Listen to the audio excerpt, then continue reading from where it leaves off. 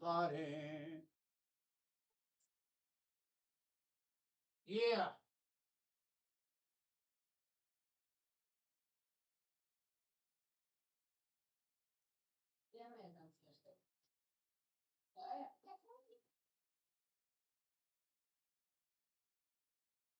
Growing. Sometimes we have so many projects that we send fabrication out to other states. Our local union is now up to 4,800 trades members. That's up from 2,800 in 2020, thanks to Joe and Kamala. And it's an exciting time for us in the next generation. Our apprenticeship program now trains over 1,100 people a year. Every year at local high schools, when they announce what graduated seniors are doing next, more and more of these kids are joining the trades.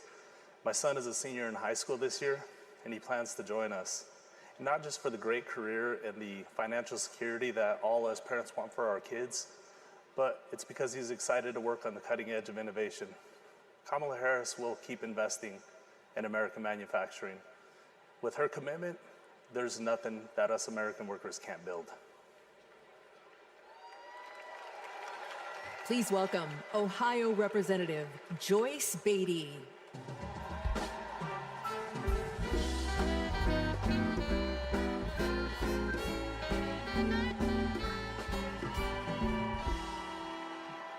Good evening. I'm Joyce Beatty, and I'm proud to represent Ohio in Congress. I was born in the Buckeye State, and I've never left. Now, J.D. Vance likes to talk about how he's from Ohio, but as soon as he could, he ran away to Yale and Silicon Valley, cozying up with billionaires while trashing our communities. J.D. has been our senator for 18 months. And what has he done for hardworking Americans? Nothing. He's been busy writing the foreword to the book from the Project 2025 guy. While J.D. and Donald Trump have been sharing conspiracy theories from the darkest corners of our internet, Kamala Harris and Joe Biden have been busy expanding access to the internet, while the other guys have been criticizing women without children. Joe and Kamala have been expanding the child tax credit. And let me just tell you, cutting the poverty rate for our children. Kamala and Joe Biden have been also at the same time reducing the price of health care for our seniors. And yes, securing a cap of $35 on insulin. And as J.D. and Trump, they want to take us back to the past. Kamala and Joe have been bringing the jobs of the future to America today. With the CHIPS Act, a $280 billion investment. And that's not just a big number.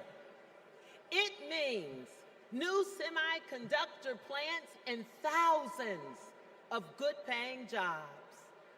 You see, I worked with Kamala to pass it, and I saw her leadership style up close, a rare combination of brilliance, legal expertise, and patience. You see, it's simple. J.D. and Trump like to talk about states like Ohio, but Kamala and Joe actually get stuff done for us. And so does our next vice president and my good friend, Governor Tim Walz. America, are you ready to build on our progress? Are you ready to turn out for leaders who know that action speaks louder than words? Are you ready to vote for Kamala Harris? Are you ready to put people over politics once and for all? Well, the era of joy and freedom is up on us. And now it is on us to go seize it. Thank you. God bless you.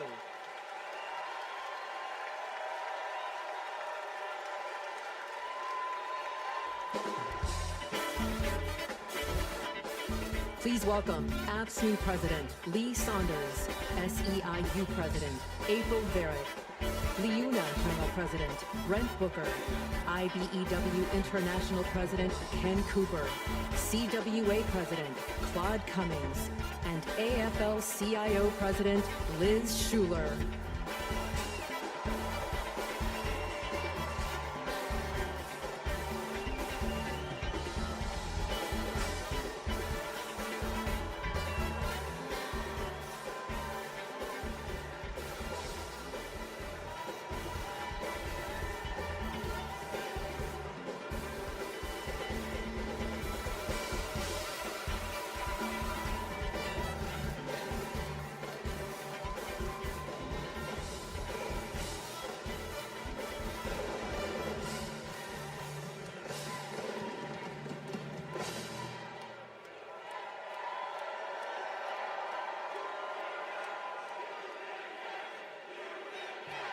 Union, yes!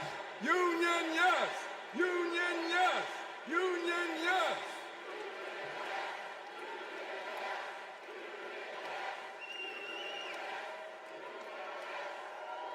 All right. I'm Lee Saunders, President of AFSCME, a union of 1.4 million public service workers in healthcare, corrections, sanitation, and more. 4 years ago, we faced a pandemic and a recession with a president who didn't care one bit what working people were going through. Enter Joe Biden and Kamala Harris. Within weeks, they passed the American Rescue Plan, pulling the economy back from the brink and putting us back to work. They're guided by a basic principle: more freedom for working people, including the freedom to join a union.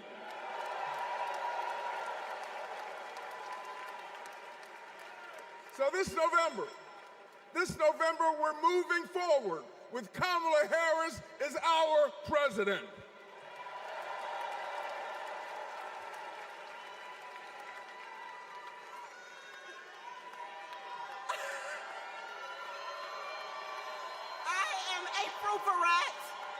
And I am the president of SEIU, representing 2 million service and care workers.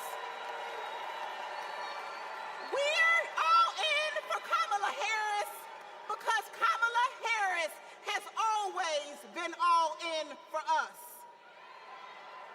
Vice President Harris joined fast food workers on the picket line, and she walked a day in the shoes of a home care worker.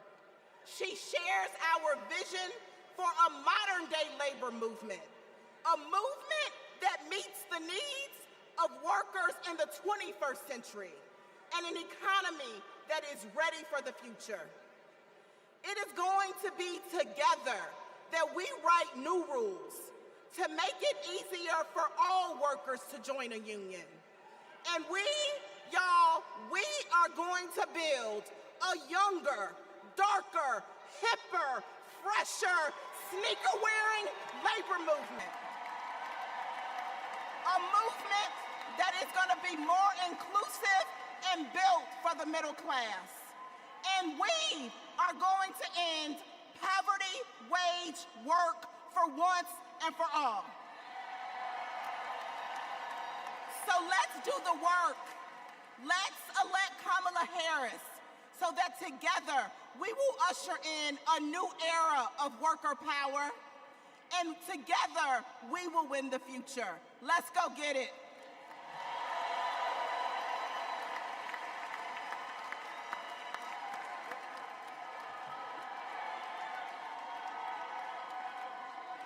I'm Brent Booker, and I'm proud to represent LIUNA, the Laborers International Union of North America. We're construction workers, public employees, and postal mail handlers. For decades, we've fought for more investment in our infrastructure. While Trump made empty promises, the Biden-Harris administration delivered. Now we're rebuilding highways, bridges, and tunnels, and powering a clean energy and manufacturing boom. Thanks to them, our members can buy a home, put their kids through school, retire with dignity. As president, Kamala Harris will keep fighting for workers who are building America.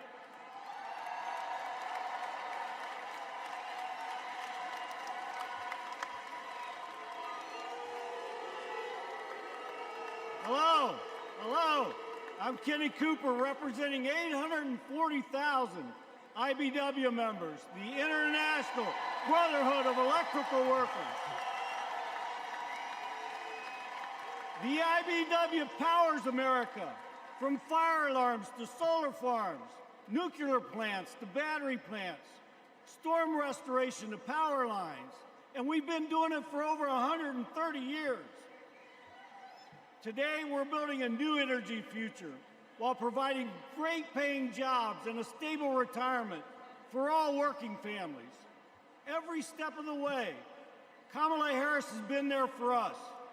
She's bringing back American manufacturing to forgotten places throughout our country. She cast the deciding vote to save our pension plans.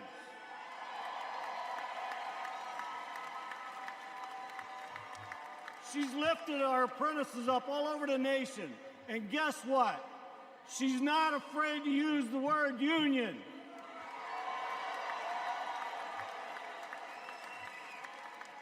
She has came through for all of us, and it's our turn to come through for her. Thank you.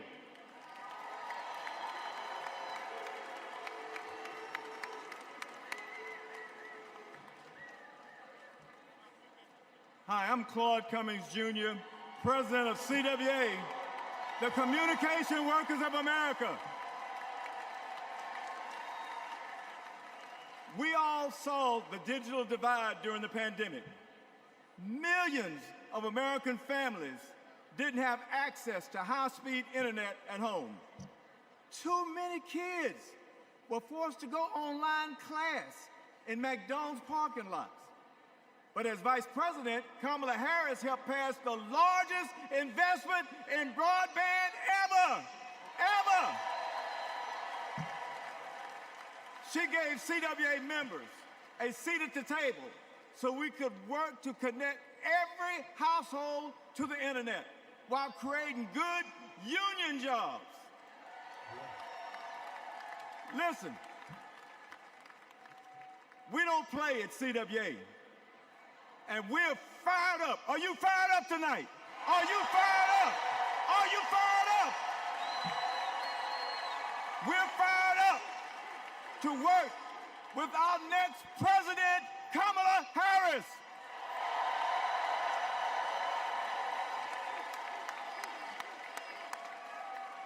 I'm Liz Schuler, president of the AFL-CIO.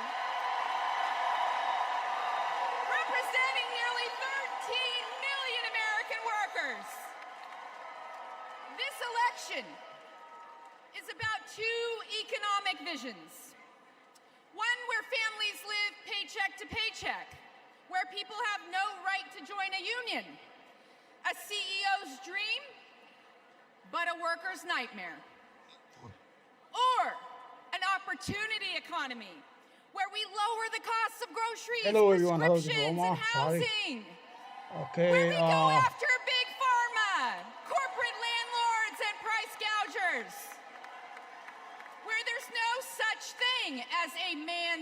job, or a woman's job, or like Donald Trump would say, a black job.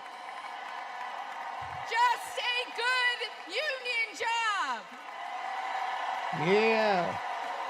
That's the future our President Joe Biden has fought for. And that's the future. All right, so tonight they're going to have, I think former President Obama is going to speak. And all the war criminals, Biden, the Secretary of State, Hillary Clinton. It's the night of the war criminals. You know, I have seen so many of these. Oh, you know, the first time I was a young kid, I saw Mario Cuomo's speech. That's the first time I got interested in politics. Because Mario Cuomo was the governor of New York, and I was a kid, I know. Had nothing to watch. Because all the channel, you know. Hello, Democrats. All right. Are you as excited as I am? Yes.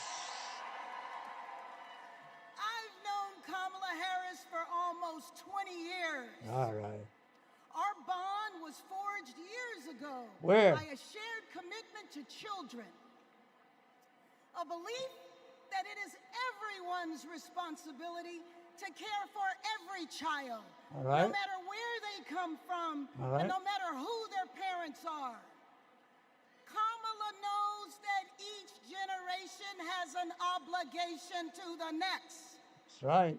That's why when I was Speaker of the State Assembly and she was a prosecutor, we fought to address youth homelessness and reform the child welfare system. All right. We wanted to make sure that California's foster youth aren't cut off and left on their own the day they turn 18. As Attorney General, Kamala created our state's Bureau of Children's Justice. So we don't know what tonight's theme is. Tonight's theme is probably the former. And when I asked her to swear me in, the first woman vice president, swearing in the first woman mayor of Los Angeles. Yeah. So Obama is going to speak tonight, and Biden, I don't know what Biden's going to say. Probably Biden think it's his convention. He probably think he's still running for president. You think so? You know what I'm saying? Joe Biden is probably saying, well, I mean, I'm still running for president, I guess. Where's my vice president? Why is everybody talking about her except me? I'm not supposed to be the guy where the conversation is supposed to be about tonight. You know? I will no longer be live with my picture. I will only use my avatar. This is it. I got this avatar. I love it. I just feel good like that because I could do a lot of lives. I could cover a lot of events, you know, without feeling any pressure to be dressed and look nice and all that stuff. So tonight, let's say we are covering the Democratic National Convention. This is the first night. I don't know what's going on in the street. I'm going to check out in a minute here what's going on in the street.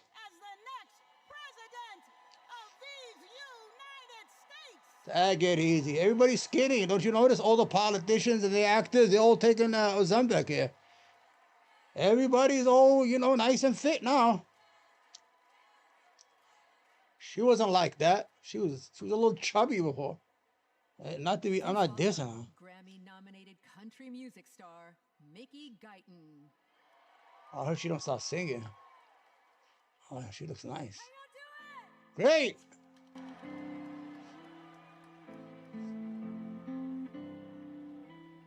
Lines on the interstate. Yeah, okay. Just on a back road. We're a Friday night football game. Yeah. The lighters at a rock show. With a night shift smoke bring high school heartache. Driving with the windows down. With the dance floors, church pews, suit and ties, tattoos. One big small town. Oh my God. Ain't we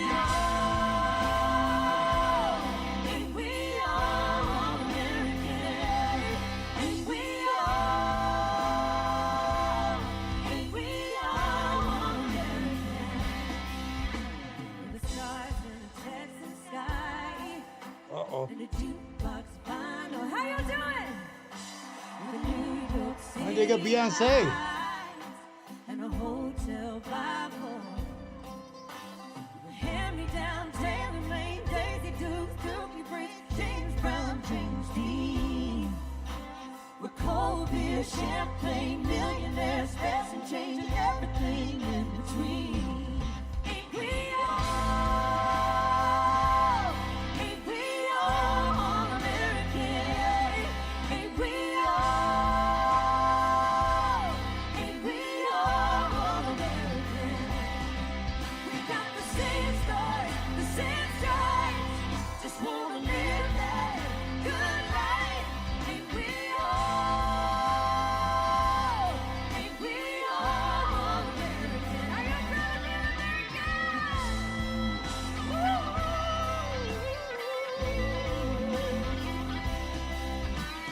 Different in a million ways, but at the end of the day, oh, we're different in a million ways.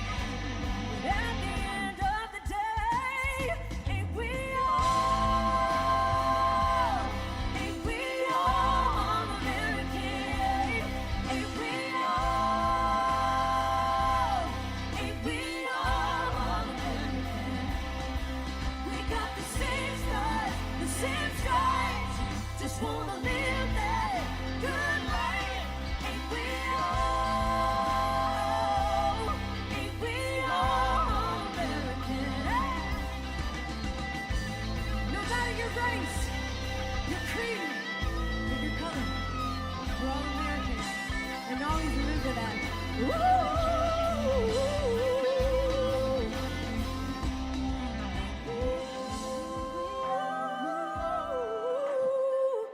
All American.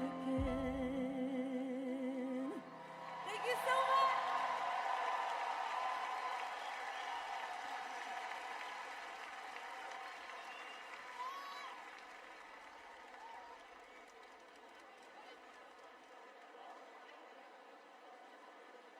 All right, here we go. The big shot's gonna start coming later. Hillary Clinton and what kind of dress is that? As we look ahead to our collective future, it's important to reflect on all the incredible progress that we've made in the last 4 years. The Biden-Harris administration laid the groundwork for a stronger, more resilient nation. They invested in critical infrastructure, delivered relief when disaster struck, and made healthcare more affordable. Kamala Harris cares. And unlike Donald Trump, she has a plan, not just for the next 4 or 8 years, but for generations to come.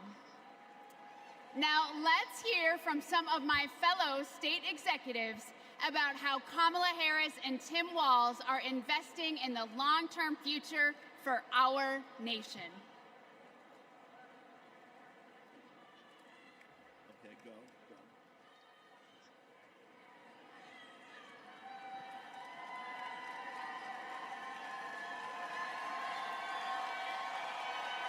I'm Pennsylvania's Lieutenant Governor Austin Davis. I'm the proud son of a union bus driver from Pittsburgh.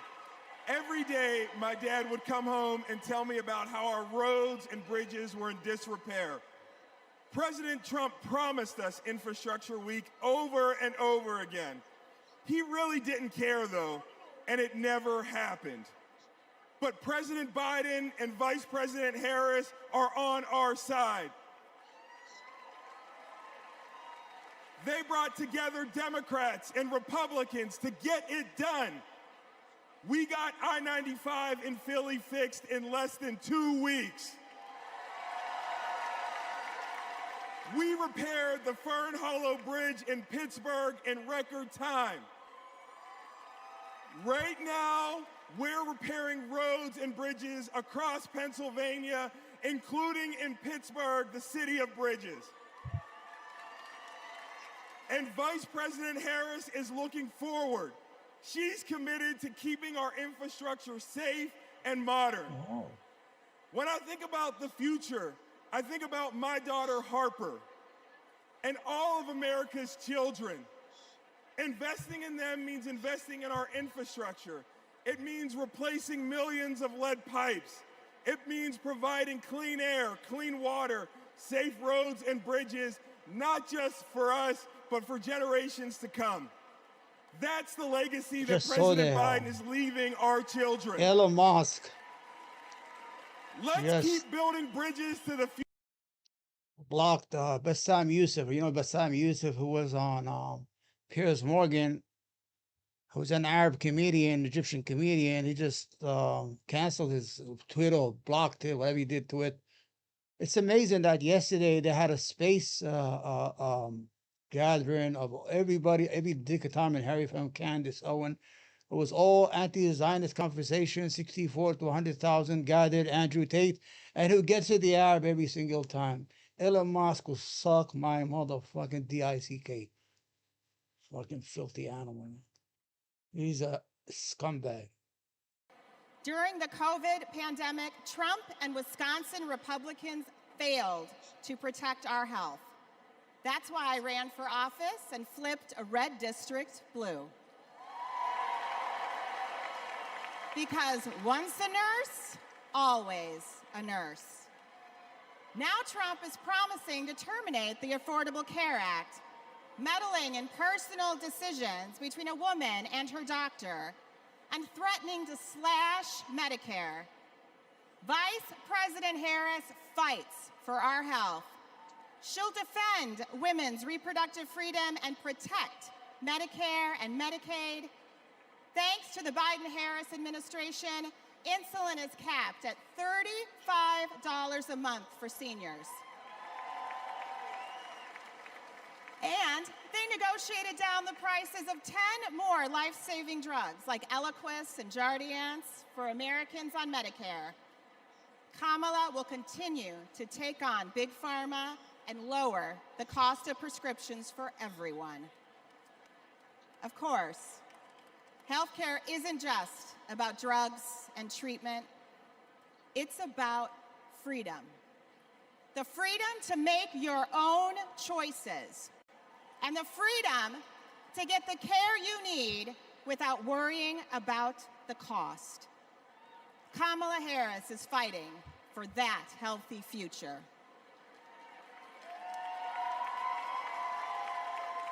Let me tell y'all about Texas leadership.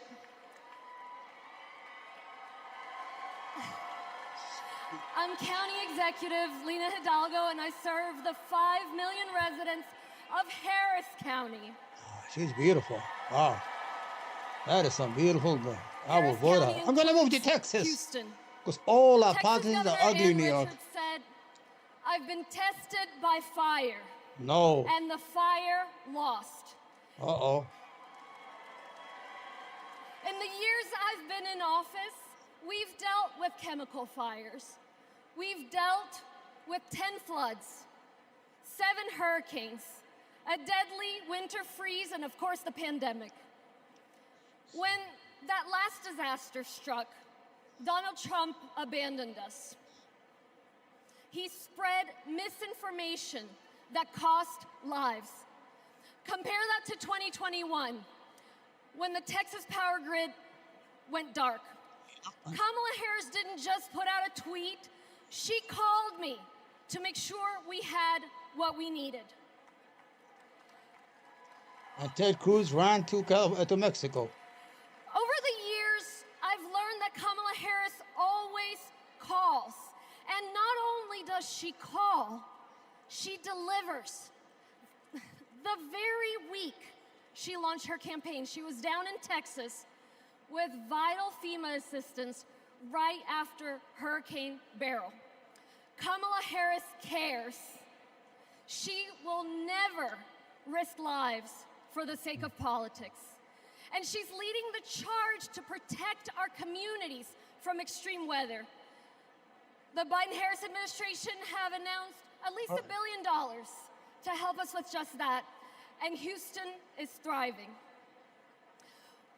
We deserve leaders who acknowledge the threats, heck, the existence of climate change. We deserve tough leaders who have our backs. We deserve compassionate leaders ready to help. That's Kamala Harris and Tim Walz. Take it easy. I can personally attest that Kamala is a leader who has our back. I'm California's Lieutenant Governor, Eleni Kounalakis, but I hold another title just as dear to me, Kamala Harris's friend. I met her when we were both young women trying to navigate the halls of power. I worked in housing. She had just been elected district attorney. We get frequent lunches together, and she was funny and fun. She was also a great mentor. Once, I told her about a professional experience of being minimized because I was a woman. She put her fork down and said, Eleni, never let anybody make you feel small. All right, take it easy. I saw her put that vagina energy. Vagina energy. When Wall Street foreclosed on millions of homes, Washington wisdom was that $4 billion was the best you could do. Other attorneys general agreed. But because Kamala Harris grew up in a middle-class home, she knew that wasn't enough for all the working families who got screwed over. So she put her foot down and refused to settle for less. Kamala Harris won $20 billion from the big banks for California homeowners. And that's because she cares. She cares so much that if you're lucky enough to be her friend, she calls you on her birthday, and sometimes she sings to you. She called me on mine right when I had decided to run for lieutenant governor. She asked tough questions. I promised I'd follow her lead and invest in the future. Together, we shattered that glass ceiling, California, and got to work. I am so glad the country is getting to see the Kamala that I've known for decades. For Californians and Pennsylvanians, for Texans and Wisconsinites, for states red and blue and everything in between, President Biden and Vice President Harris have been investing in our future and are on our side, and we are not going back.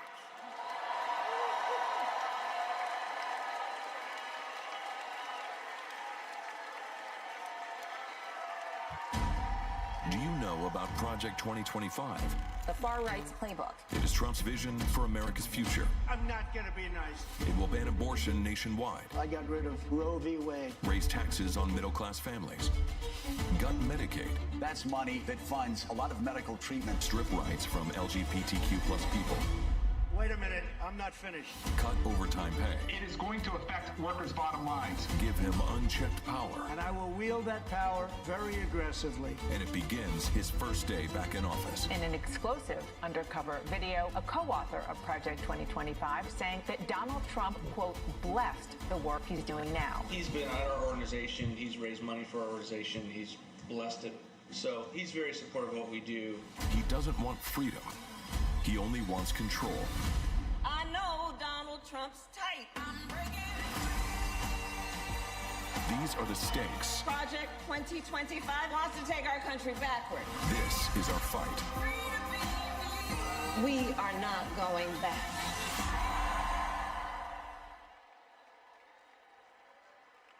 Oh, man. Please welcome Michigan State Senator Mallory McMorrow.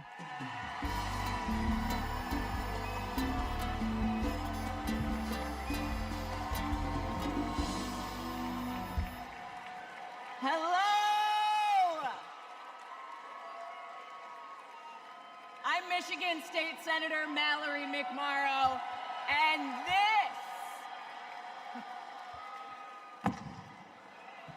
this is Project 2025.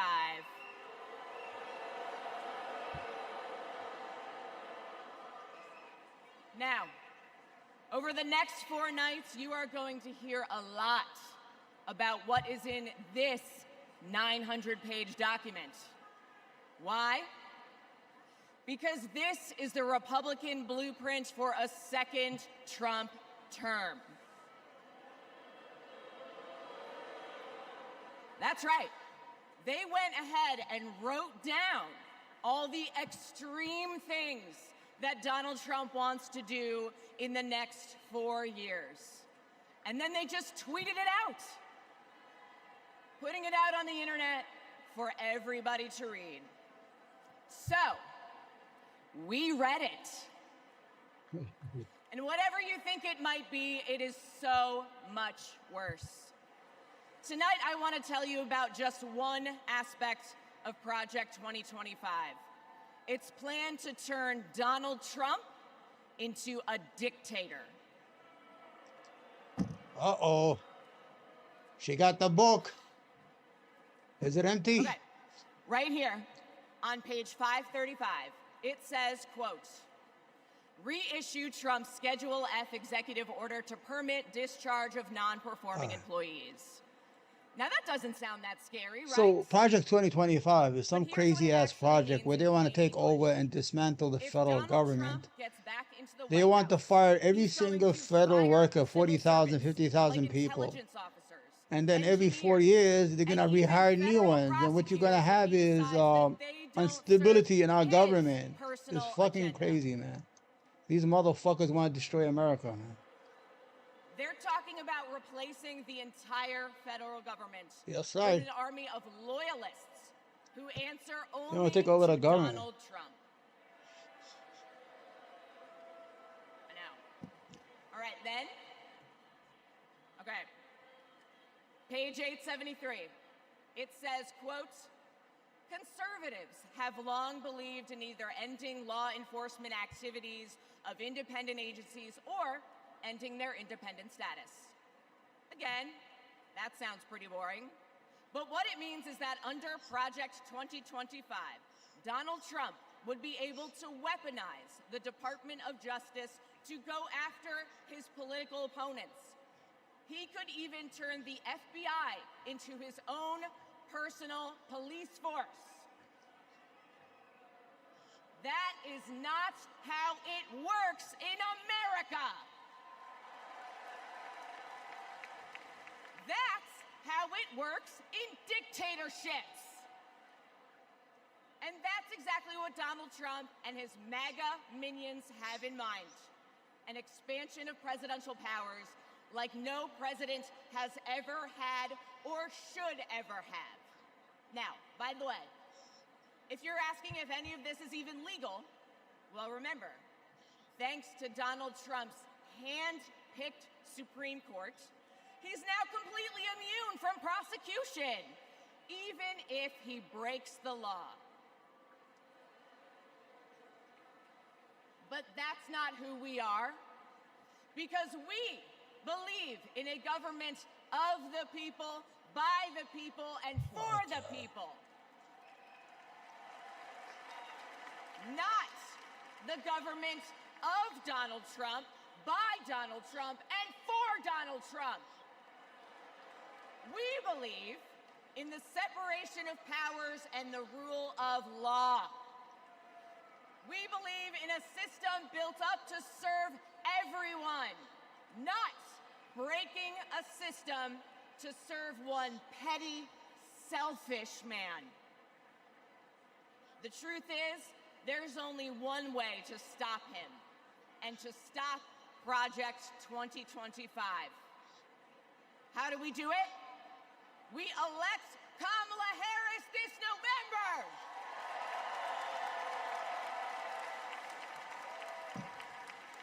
Your board is fucked. I'm sorry, people. We'll be back tomorrow night All right. to tell you what Project 2025 means for your pocketbook. All right, get out of here. Where's the big shot? We're waiting for Obama to come out here and Hillary Clinton. Please welcome California Senator LaFonza Butler. The hell?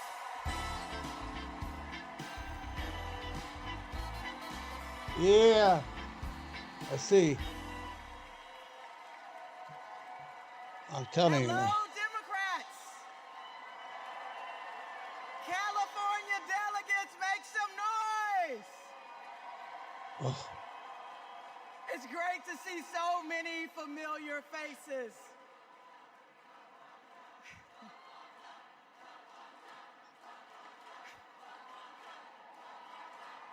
And I can't forget the state that I was born and raised in. Mississippi Democrats, let everybody hear you.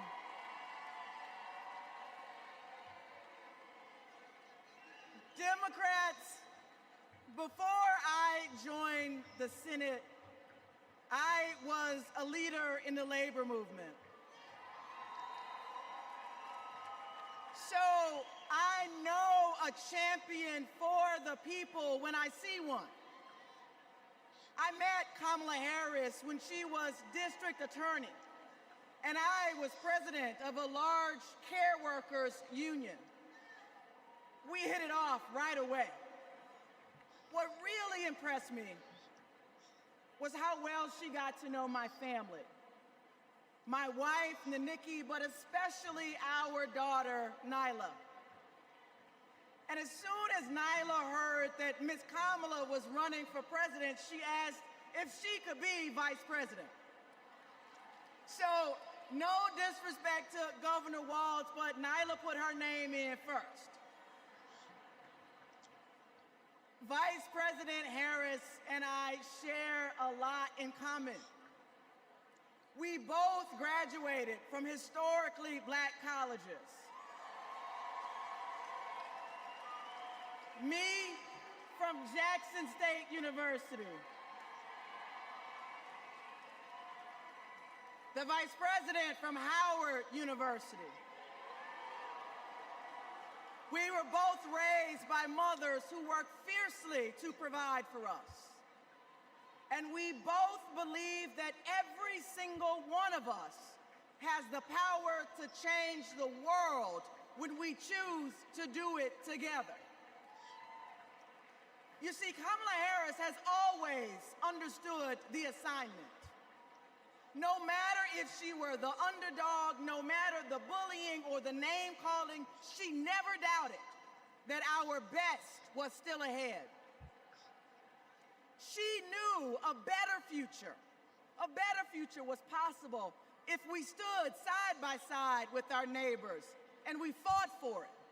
No matter what language they spoke, no matter what country they came from, no matter the size of their bank account. Nope.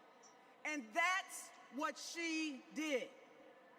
As a prosecutor, together with law enforcement, she prioritized holding criminals accountable and protecting public safety.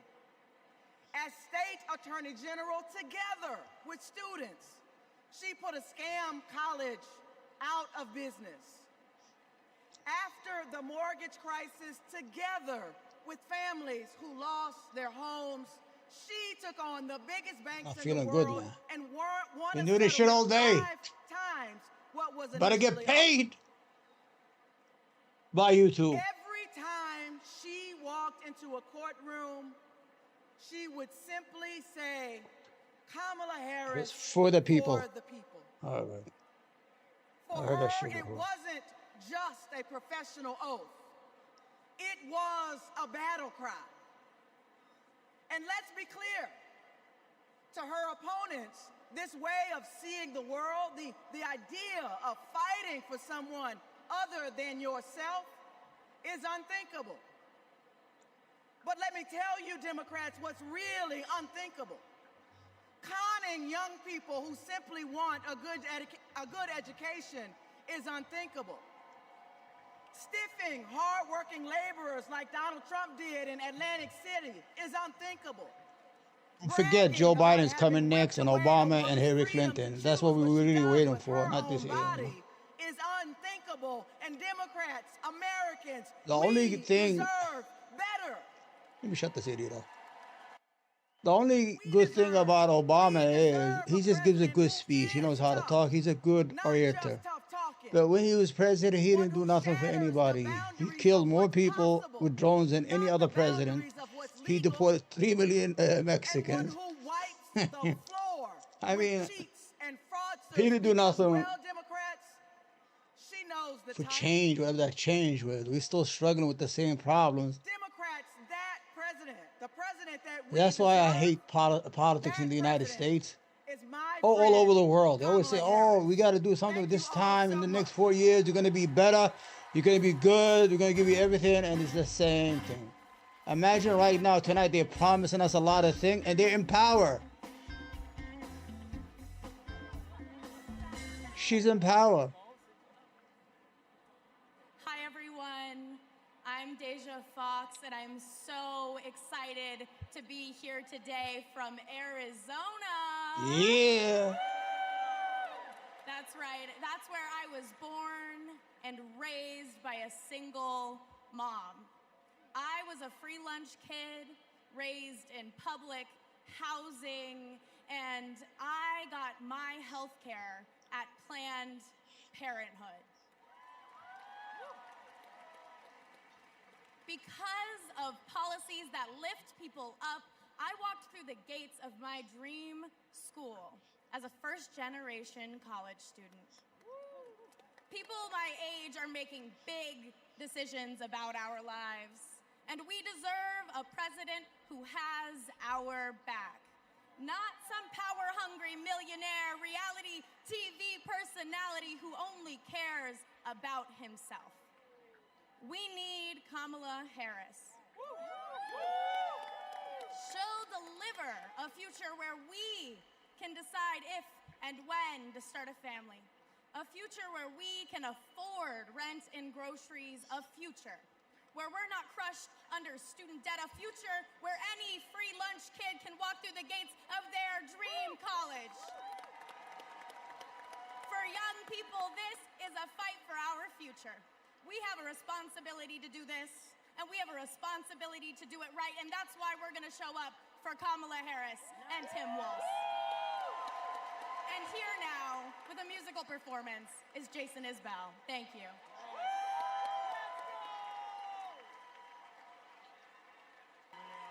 Okay, give me just 1 minute. Yeah. Kamala Harris worked hard to achieve her goals. Raised by a working mother, I had a summer job at McDonald's. Donald Trump worked hard to spend his daddy's fortune. She believes in working hard for the American people. When the middle class is strong, America is strong. Donald Trump believes in working hard for his billionaire friends. I don't care about you. I just want your vote. I don't care.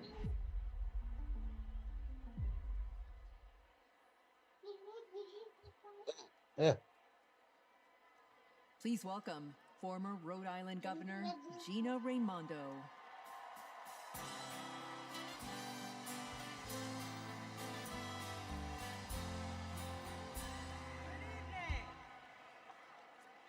Hello, Democrats. Hello, Chicago. It's a great honor for me to be here this evening. You know, long before I was the governor of Rhode Island, That's boring shit. Sorry, people, man. Let's wait for Obama. Wait for Obama, please. growing up there in a middle-class family. I'm going to get up and exercise. My dad found his American dream in a watch factory in Providence. And that job gave him a way to provide for our family, a community for him to belong to, and so much pride. But like so many Americans in the 80s, After 25 years of his hard work, Ahora sí. his job and the job of all of his friends was shipped overseas. You know, years later, my dad said to me, Gina, this happened because our leaders let us down. And my father was right. The Republicans in power who pushed failed economic strategy. Let's just cut taxes for the wealthy and leave everybody else behind. Well, not only did my father lose his job, but frankly, manufacturing left my state. Manufacturing withered in Rhode Island and all across this nation. In communities all across America, factories shuttered, communities got hollowed out, and people were left without their job, without hope, without the dignity that comes with a decent job. And you know, Republican economic policy failed Rhode Island. How do I know that? Oh, boy. Because when I took office, first Democrat elected governor in a couple of decades, I inherited one of the worst economies in the country. It was a mess. But we got to work and we turned it around. We turned it around with a pro-business, pro-worker agenda. Kamala Harris has that same agenda. She knows we need an economy where the costs are low and opportunities abound. An economy where people can show up to their jobs with dignity and pride. Oh, Phil Donahue died. Oh my gosh, unbelievable. You know how Wow, I grew up watching this guy. she knows it because just like me, Kamala Harris grew Hey, let up me show in you a who he is. middle-class home. Yeah. This is Phil Donahue, man. I grew up watching this guy, Cancer man. by day Rest in peace, Phil. and feed her family at night. And as an adult, Kamala Oh my gosh. worked Everything to lock dies. up sex offenders and violent criminals by day. Everything dies, man. And she took care of her sick mother at night. Kamala Harris gets All it. right, She Kamala Harris, gets come on. that so many Americans work so hard every day and they're barely getting by. And that is not right. It is a fundamental economic principle. Hard work ought to pay off. We believe in that. And that's why the Vice President is committed to building the opportunity economy, an economy that rewards ambition, an economy that rewards hard work. She believes in an America where everyone, regardless of who you are, what you have, where you started, you got a chance to get ahead in this country. Kamala Harris will give more than 100 middle-class Americans a tax cut. She'll build 3 million new homes for the middle class. And she's going to forge an economy with fair competition, free from monopolies. Monopolies that crush workers and small businesses and startups. Kamala Harris will make building up the middle class a defining goal of her presidency. Meanwhile, Donald Trump, he's going to double down on his worst economic ideas. The same ideas that shipped my dad's job overseas. Ideas that don't work. We know they don't work because they never have. He wants another huge tax cut for the wealthy. He wants to put his corrupt buddies in charge of the economy. And he wants a sales tax that's going to supercharge inflation. We cannot afford Donald Trump's failed economic ideas. But here's the thing. The most important thing. Oh, my heart. Kamala Harris works for Make the it up, people. man. Kamala Harris works for you.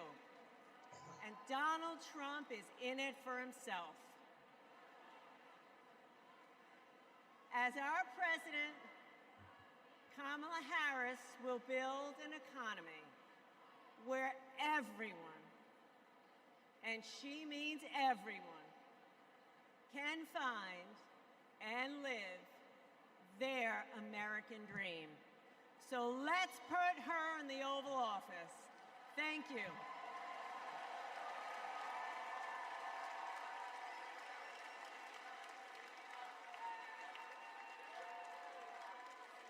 Don't know why, but I feel like I am a lifelong Republican, a former Trump voter, and I will not be voting for Trump in 2024. My name is Norma. I'm from Carson, Washington, and I am a two-time Trump voter. I will not be voting for Trump this time around. I'm actually embarrassed to say that I did vote for Trump in 2016. Donald Trump has nothing but contempt for the American people, and ironically, for those who claim to be his base. He's only interested in benefiting himself personally. Everything he said he would do, he did not do. I do not trust that he can do the right thing anymore. We've seen what Donald Trump really is, and it disgusts me to my core. I don't think the man can be trusted. He talks out of both sides of his mouth. He's a very dishonest person. I hate the way he disrespects women. Voting against Trump and for Kamala Harris is the right thing to do.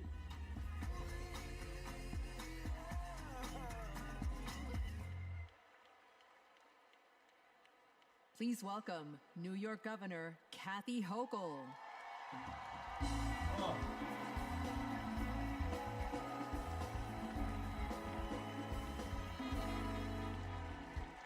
Hello, Democrats! Are you ready to elect Kamala Harris, the first president of the United States? Yes, you are. Yes, you are. Friends, like so many of us, my grandparents came from Ireland as teenagers with nothing but hope in their hearts and fire in their bellies. They built their lives in the promised land of Buffalo, New York. A union card meant good work at the steel plant. The steel plant that lifted my parents from living in a trailer to the middle class. Like other families in my blue-collar community, they believed that with hard work, they could build a better future, not just for themselves, but for those with less hope and less opportunity. I'm proud of my roots and the values I learned. Grit, determination, compassion. Kamala Harris and Tim Walz grew up with those same values. And those values have always defined the people of my state. Well, most of us anyway. Donald Trump was born a New Yorker, but ended up a fraud, a philanderer, and a felon. He wasn't raised with the New York values that I know. The heavyweights are coming out. This is our governor from New York. This is my governor. Groceries or rent. Hosha, I don't even know how to pronounce her name. She's a nice lady. Worry about or anyone. She's not like Como. Como was a fucking mafioso. The piece of shit. America, He's a Zionist scumbag. You're tired. Think you're tired of Donald Trump? No. Talk to a New Yorker. She's right. Everybody hates him in New York. Everybody hates Trump. I don't know why. I like him. I think he's a funny guy. If he just stopped being a Zionist scumbag, I will vote for him any time of the day. Because I know Kamala Harris is a generic candidate. She's not her own person. You understand what I'm saying here? Kamala Harris is not her own person. She's a generic candidate. She's the candidate that nobody wanted, but was scared to get rid of. It's no wonder he had a fleet of Mar-a-Lago. Remember, everybody said, "Oh, who we gonna get? Who we gonna get?" But they knew. They knew. They knew. If they didn't select Kamala Harris, shit will hit the fan with the black women. Black women are the backbone of the Democratic Party. If that had happened, I swear to God, the Democratic Party will have fractured 1,000 times. And Trump takes us And we'll take it decades to recover. That's why they knew they had to pick Kamala. There's nothing wrong with Kamala, because being president is not that hard. Because you're not really ruling the country. Nobody's ruling the country. Any president of the United States is a presidency by committee. His cabinets and his advisors, like 61 intelligence agencies, they all just want to. You know when you used to go to school and you had to pick the right answer, A, B, C, or D? They just, okay, you have these choices. Which one do you want? You understand? Manufacturing jobs. Remember when Obama became president, the generals had him. They sat him down. They said, don't get too comfortable here. You know, they voted for you, but we didn't. Joe. Thank you, Kamala. All right, take it easy. And look no further than the city of Syracuse, where a company called Micron. You understand? So Kamala Harris was going. Even me, I was an idiot. I was saying, oh, yeah, what's his name? Gavin Newsom of California. Oh, they should get this guy. Not knowing there's a vice president and would be embarrassingly disrespectful to the black community if they skipped over the vice president of the United States. It didn't make any sense. They did the right choice, and I think they're gonna win because Trump is a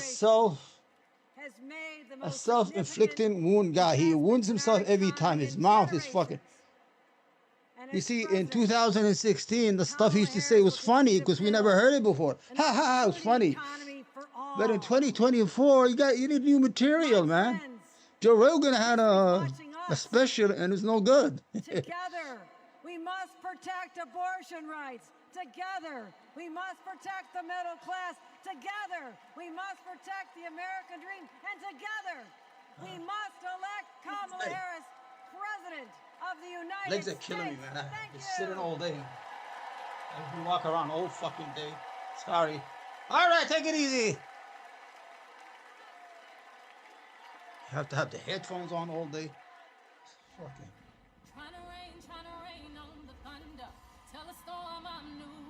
All right, let me just.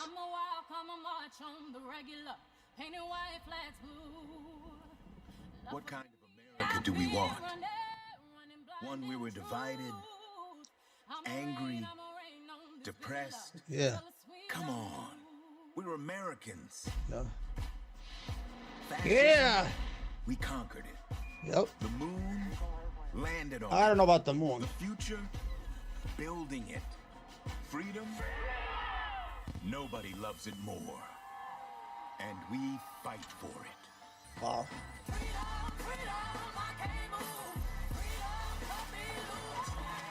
You know, I don't feel like editing these songs all day like tomorrow.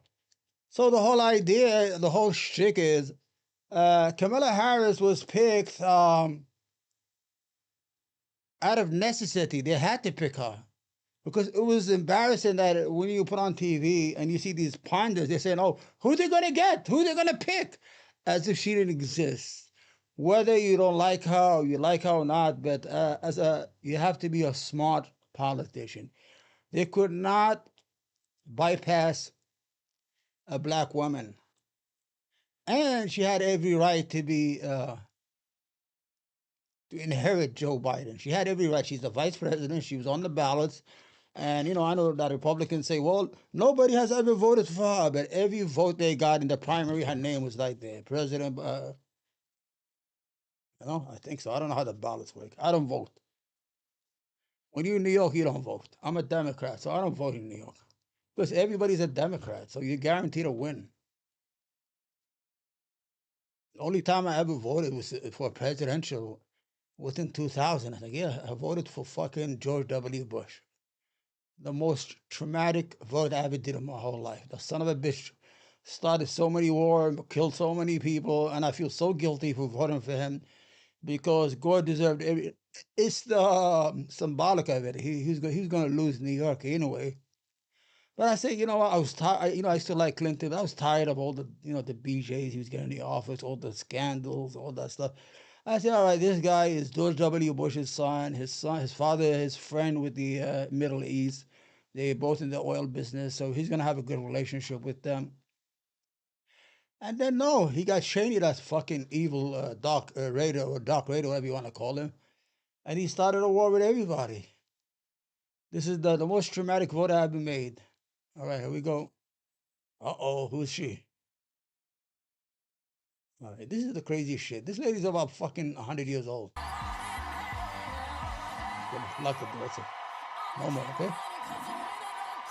What? That's her? Lock the door. No way. Kamala Harris? Oh my gosh. What is she doing out there? That's her husband.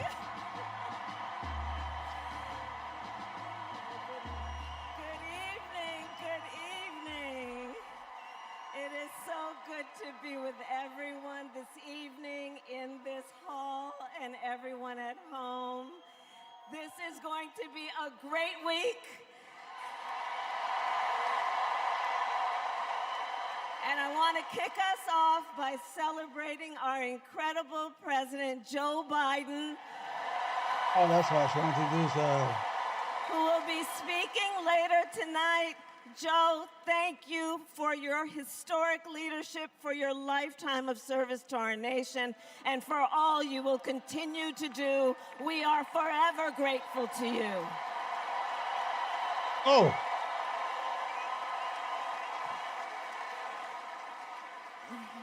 Thank you, Joe. Oh, no, honey, my nose. And looking out. No. Looking you out can take my at medication. everyone tonight, I see the beauty of our great nation. No.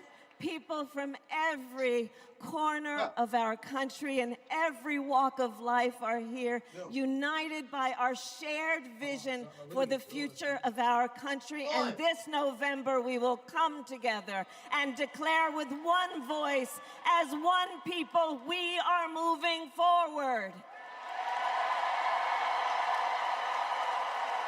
With optimism, hope, and faith, so guided by our love of country, knowing we all have so much more in common than what separates us, let us fight for the ideals we hold dear, and let us always remember, when we fight, we win. God bless you. God bless the United States of America. Good night, everyone.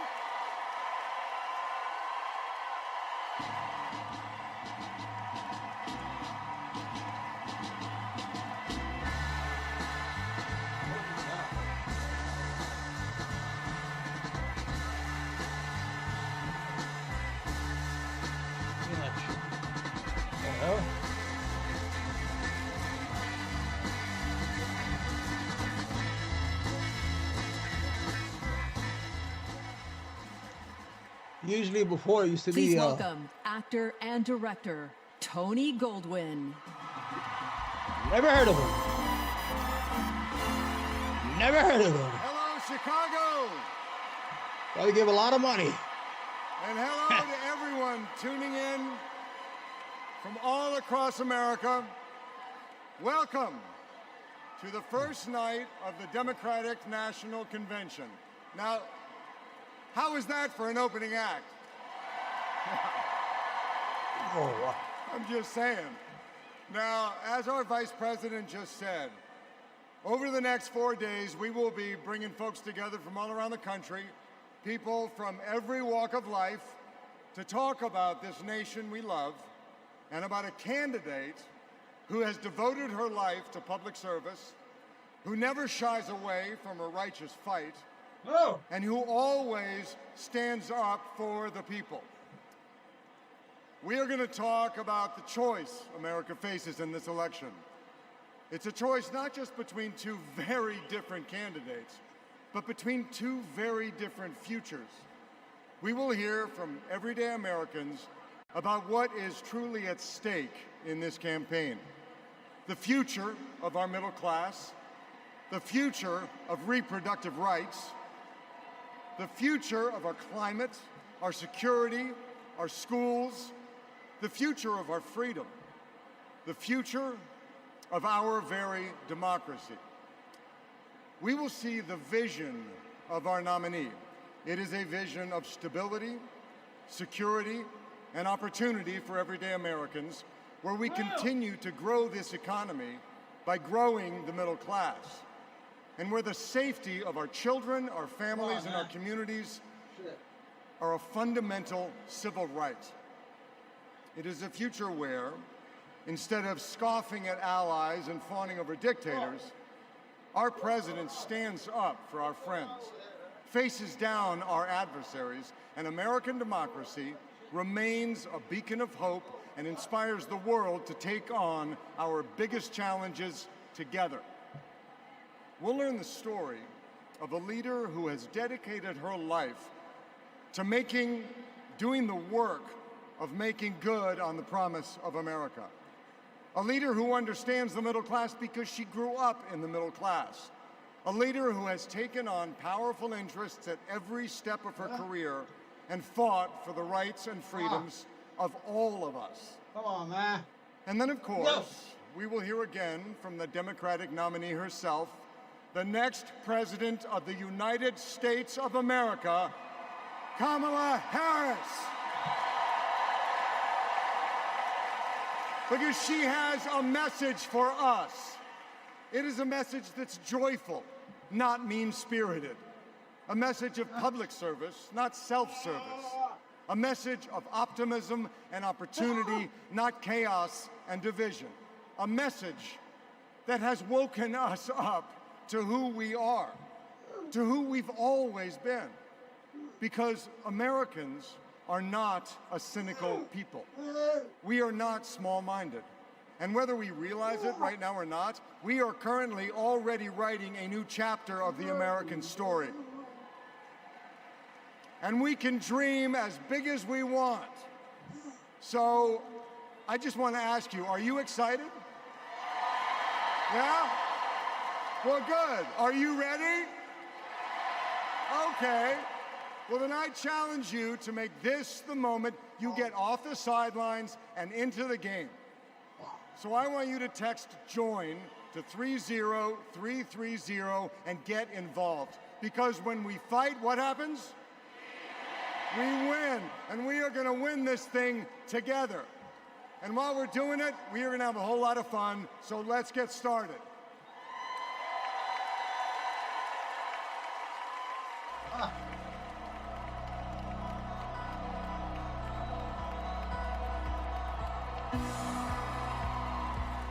Please welcome 9-time NBA champion and coach of the 2024 Olympic gold-winning men's basketball team, Steve Kerr. Thank you. Thank you so much.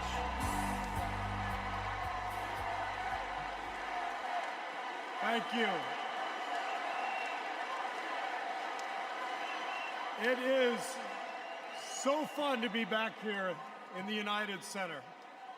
And as you guys know, a lot of good stuff has happened in this building, especially in the 90s. You young people, Google Michael Jordan and you can read all about it, okay? So there was an amazing vibe in this building back in those days. And I feel that same winning spirit here tonight. Oh.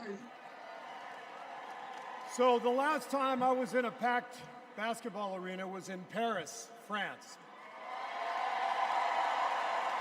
9 days ago, some of the best players on earth, 12 incredible American men, came together to win Olympic gold. And the next night, I was back in that same building watching 12 more of the best players on earth, our incredible American women, do the same thing. And I cannot think of a better metaphor for what this country is all about than the way Team USA came together at the Olympics. We had players from across our wonderful country, players who have trained and fought relentlessly, shed tears trying to beat one another throughout their careers, joining forces to wear the red, white, and blue. And when we won, the American flag raised to the rafters, the national anthem playing, gold medals draped around the necks of our players, whose hands were held over their hearts. It was the proudest moment of my life. Thank you.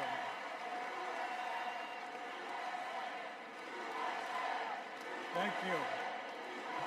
Now, I could never have imagined that a few days later I would receive an invitation to step into a different kind of arena. And so here I am. I know very well that speaking out about politics these days comes with risks. I can see the shut up and whistle tweets being fired off as we speak. But I also knew as soon as I was asked that it was too important as an American citizen not to speak up in an election of this magnitude. The reason I said yes to speaking here tonight is that as a coach and former player, as a husband, a son, a father, even a grandfather, and as an American, I believe in a certain kind of leadership. I believe that leaders must display dignity. Sure. I believe that leaders must tell the truth. I believe that leaders should be able to laugh at themselves. I believe leaders must care for and love the people they are leading. I believe leaders must possess knowledge and expertise, but with the full awareness that none of us has all the answers. And in fact, some of the best answers often come from members of the team. And if you look for those qualities in your friends or your boss or an employee or your child's teacher or your mayor, then shouldn't you want those same qualities in your president? Yes. And when you think about it that way, this is no contest. With Kamala Harris and Tim Walz, I see all those qualities. They have devoted their lives to serving other people. Whether Vice President Harris was defending her community in the courtroom, or Governor Walz was inspiring the next generation in the classroom, or on the field, for that matter. By the way, coach to coach, that guy's awesome. Although, I have to say, Coach Walz, way too much reliance on the blitz in '99 against Mankato East. You had a strong defensive line. I would have played more press coverage with your corners and then dropped the safeties into a Tampa 2. That's just me. Sorry. I wanted you to know how I feel every day of the NBA season, all right? But listen, the joy, the compassion, the commitment to our country that we saw at the Olympics, that is what Kamala Harris and Tim Walz have. And it is what our country needs. Leadership, real leadership. Not the kind that seeks to divide us, but the kind that recognizes and celebrates our common purpose. Think about what our team achieved with 12 Americans in Paris, putting aside rivalries to represent our country. Now imagine what we could do with all 330 million of us playing on the same team. Not as Democrats, not as Republicans, not as libertarians, but as Americans who know the greatness of this nation doesn't come from any one of us, but from each of us doing our part to build a more perfect union. That vision is what this campaign is all about. It's why I'm here tonight. And it's why I'll be getting out every day to help people get out and vote on November 5th and elect Kamala Harris and Tim Walz as the next president and vice president of the United States.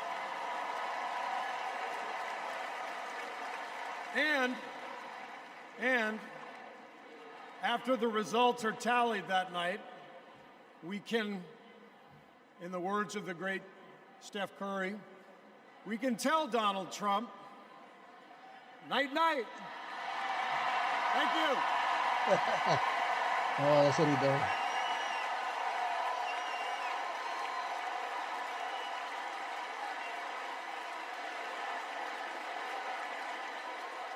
Let me tell you folks in Ohio and in this area, don't sell your house. Do not sell it. We're going to get those jobs coming back, and we're going to fill up those factories, so it's going to happen.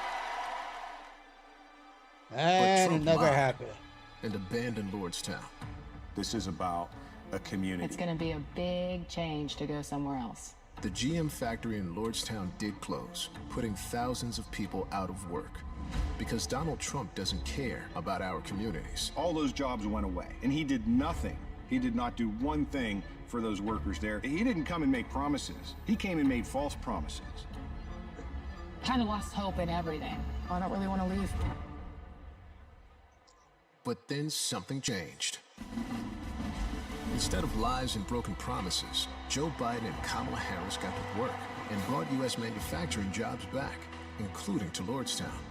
Kamala will continue to have workers' backs and get the job done. American workers deserve a fighter, and that's exactly what Kamala Harris is. Do we believe in opportunity? Are we ready to fight for it?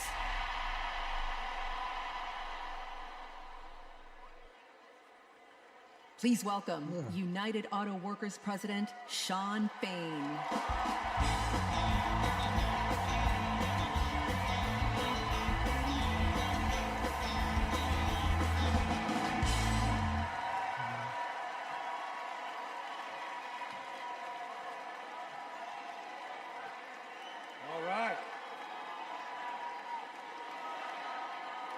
Who's this guy? I don't know who he is.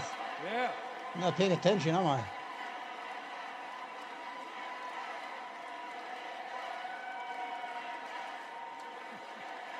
Thank you. Good evening, America, and good evening to the people that make this world move, the working class.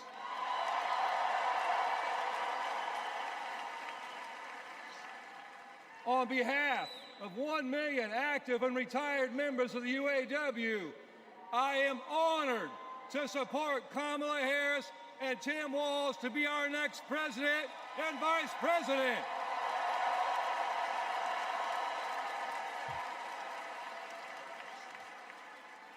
And I want to say thank you to Joe Biden for making history by walking the picket line with the UAW. Yep.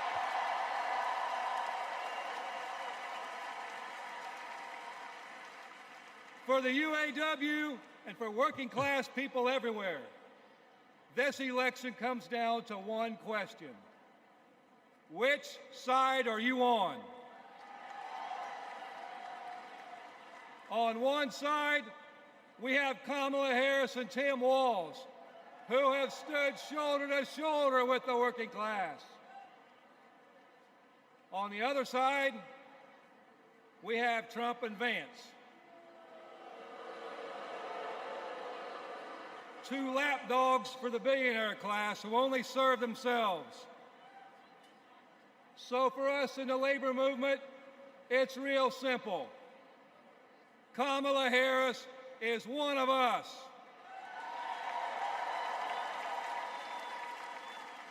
She's a fighter for the working class. And Donald Trump is a scab. Yeah, he is a scab.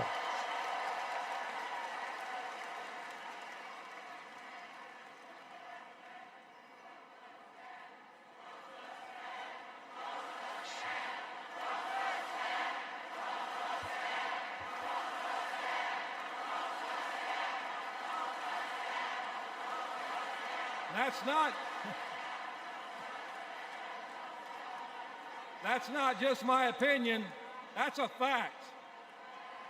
All we have to do is look at the track record. When Donald Trump was president, corporate America ran wild. Donald Trump did not bring back the auto industry. When Donald Trump was president, auto plants closed. Trump did nothing. Trump told workers in Lordstown, Ohio, that he would be bringing all the auto jobs back. And Trump did nothing. In 2019, General Motor workers went on strike for 40 days for good jobs and a better life. And Trump did nothing. Talk is cheap. But in 2019, you know who was on the picket line standing shoulder to shoulder with auto workers? I'll give you a clue. Her initials are Kamala Harris. In 2023, who helped bring jobs back to Lordstown, Ohio? Kamala Harris. And in 2024, who will stand with the working class in our fight for justice? Kamala Harris. And that's the difference. Donald Trump is all talk, and Kamala Harris walks the walk.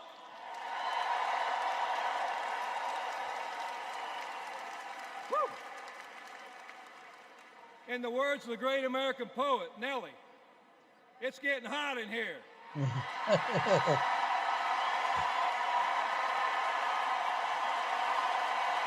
Trump is a scout.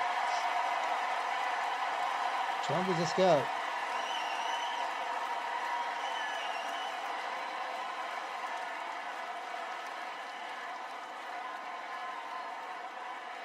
It's hot in here. It's hot in here because you're fired up and you're fed up, and the American working class is fired up and fed up. The American working class is in a fight for our lives. And if you don't believe me, just last night, blue-collar workers, the UAW members at Cornell University had to walk out on strike for a better life because they're fighting corporate greed. And our only hope is to attack corporate greed head on. Corporate greed turns blue-collar blood, sweat, and tears into Wall Street stock buybacks and CEO jackpots. It causes inflation. It hurts workers. It hurts consumers, and it hurts America. And corporate greed is alive and well in the auto industry. You know, last fall, we achieved life-changing gains in our strike at the Big Three. We even won a commitment to reopen a closed plant not too far from here. We were able to do that thanks to the support of Kamala Harris and Joe Biden and the thousands of auto workers that went on strike.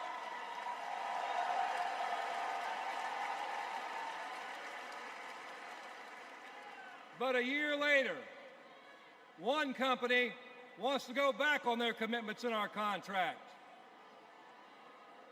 And let me be clear, Stellantis must keep the promises they made to America in our union contract. And the UAW will take whatever action necessary at Stellantis or any other corporation to stand up and hold corporate America accountable. And when the UAW stands up, we know who stands with us and who stands against us.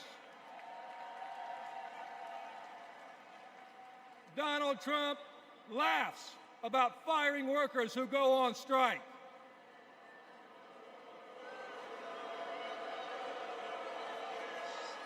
And Kamala Harris stands shoulder to shoulder with workers when they're on strike. And that's the difference between Kamala Harris and Donald Trump the scab. Trump is pushing divide and conquer tactics of the rich. It's the oldest trick in the book.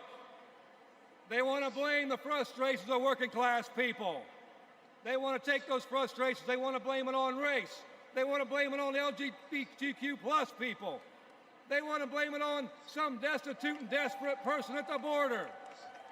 They do that because they want working class people to be divided and to focus and keep the focus off the one true enemy, corporate greed.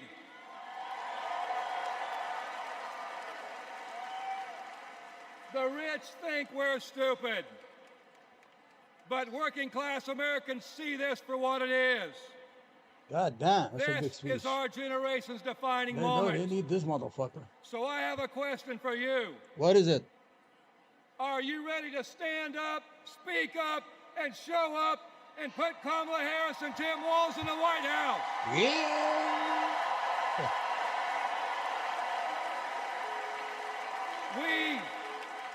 We need a defender of the working class in the White House. Someone who is one of us and someone who knows how to fight. And that fighter is the next President of the United States, Kamala Harris. Thank you.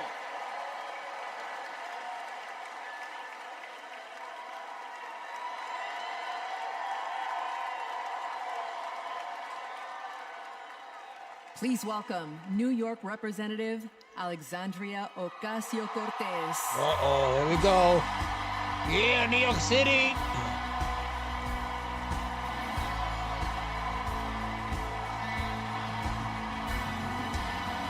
Thank you, Chicago! Thank you, Chicago, for your energy. Thank you, Kamala Harris and Tim Walz, for your vision.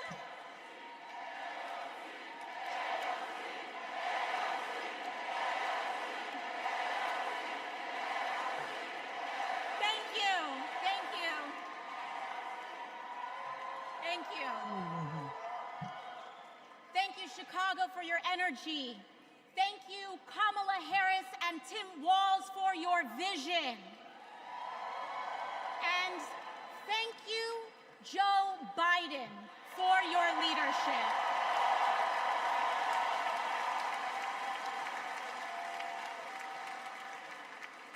You know, 6 years ago, I was taking omelet orders as a waitress in New York City.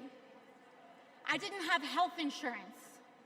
My family was fighting off foreclosure, and we were struggling with bills after my dad passed away unexpectedly from cancer. Uh-oh. Like millions of Americans, we were just looking for an honest shake.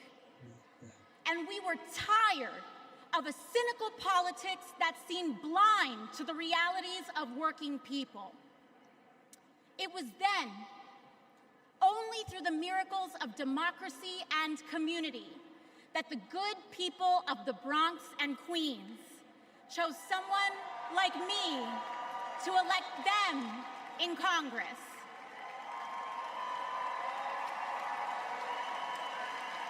And America, in my heart, I know from that same cloth of hope and aspiration, we will also elect Kamala Harris and Tim Walz as President and Vice President of the United States of America.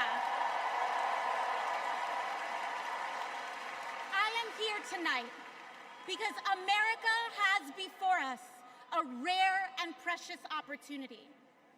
In Kamala Harris, we have a chance to elect a president who is for the middle class because she is from the middle class. She understands the urgency of rent checks and groceries and prescriptions. She is as committed to our reproductive and civil rights as she is to taking on corporate greed. And she is working tirelessly to secure a ceasefire in Gaza and bringing hostages home.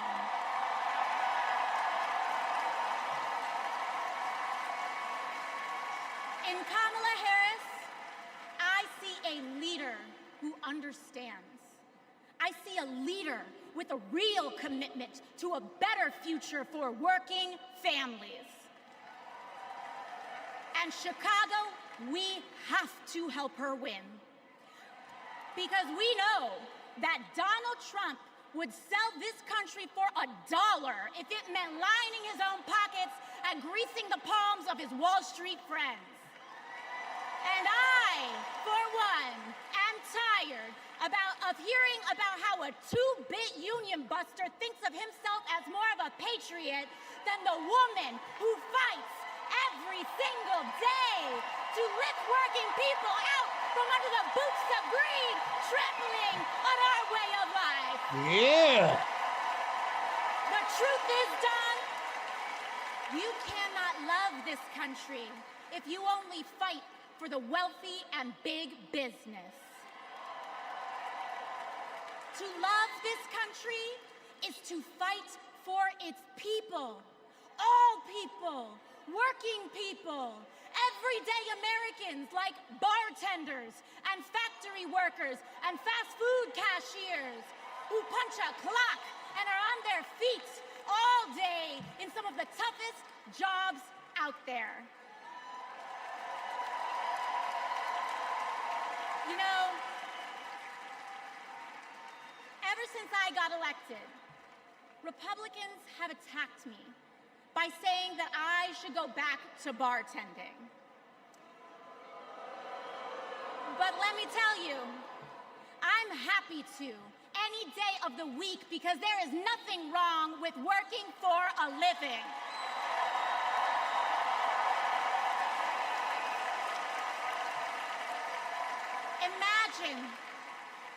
Imagine having leaders in the White House who understand that.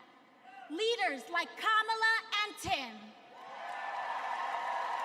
But Chicago, just because the choice is clear to us does not mean that the path will be easy. Over the next 78 days, we will have to pour every ounce, every minute, every moment into making history on November 5th. But we cannot send Kamala and Tim to the White House alone. Together, we must also elect strong Democratic majorities in the House and in the Senate so that we can deliver on an ambitious agenda for the people. Because if you are a working parent trying to afford rent and childcare, Kamala is for you. Yeah. If you are a senior who had to go back to work because your retirement didn't stretch far enough, Kamala is for you. If you're an immigrant family just starting your American story, Kamala is for you. All right, take it easy, take it easy. OC, take it easy. OC. America, when we knock on our neighbor's door, organize our communities, and elect Kamala Harris to the presidency on November 5th, we will send a loud message that the people of this nation will not go back. We choose a new path and open the door to a new day, one that is for the people and by the people. Thank you. Thank you very much. God bless. God bless you all.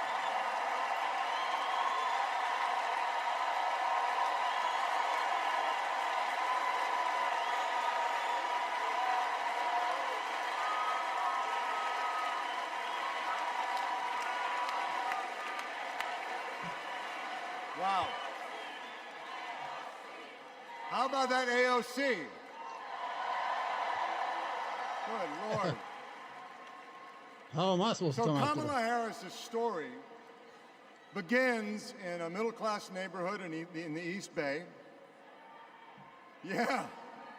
In a modest apartment above a nursery school, in a close-knit community where people looked out for one another, with a mother who instilled in Kamala Harris the core principles that have defined her life in public service.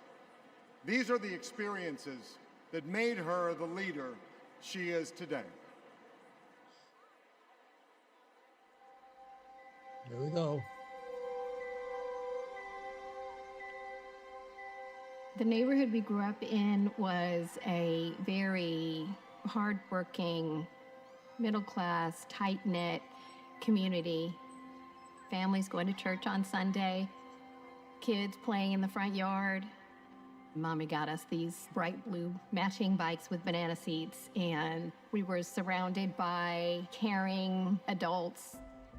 This neighborhood on Bancroft Way, we've spent so much time here. Behind me is where it all began. Her mom, Shamala, rented the apartment that was above the Shelton's nursery. So in the beginning, Mrs. Shelton used to babysit the girls. Shama was a single mom. Life was not easy for them, but she loved her daughters fiercely. Kamala herself says that her mom told her that she may be the first to do many things, but to make sure that she's not the last. She's always been that kind of person, a true leader, and very protective of her friends and her family. When Kamala was all of 4 years old, her best friend in kindergarten, Stacy Johnson, got into something with another kid on the playground. This one particular day, we had made some clay art, and this one boy in our class had taken mine for whatever reason and threw it on the ground, and it shattered. So Kamala, being very protective, just jumped in front of me and stood up to him. She was an ugly child. To me, Look at that shows the kind of person that she has always been, That's to what ugly stand children up turn out to to the be bully pretty. and to stand up for the underdog and to stand up for what is right. Kamala carries the lessons of our mother, the fighting spirit of our mother, the compassion, and I have seen it over and over again in our growing up. When we were in high school, my sister's friend, Wanda, was being molested by a family member, and Kamala just jumped in. She wanted her to come and stay with us, and Mommy said, of course. That is Kamala. She can't help herself from standing up for people and standing up for what she thinks is right. She has been that way our whole lives. Being a protector is what led her to become a prosecutor. Looking back now, I could say it was her calling.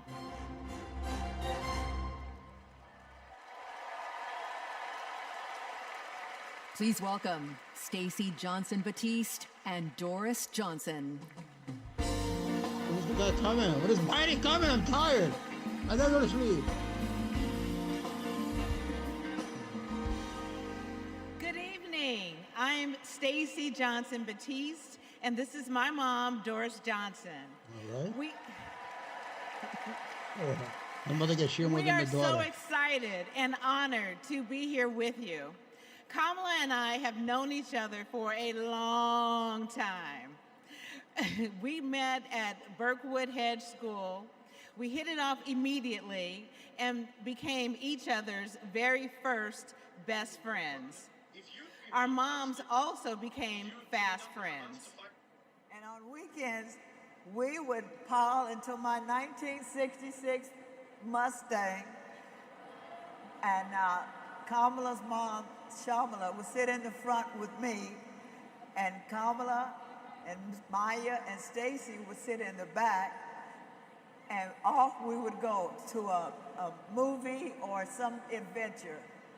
My mom still has that Mustang. I I do. Kamala and I both get our grit from our mothers.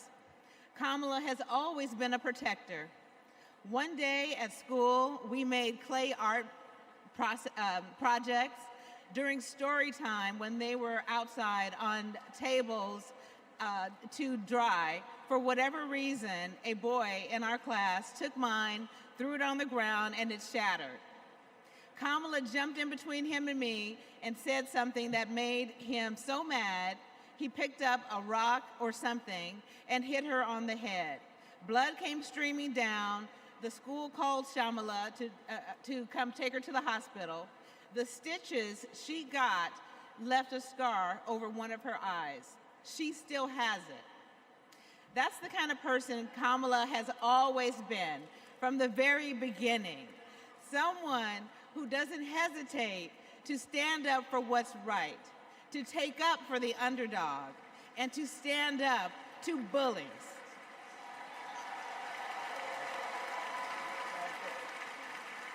I have seen it time and again, whether the bully is an individual, a gang, or a corporation.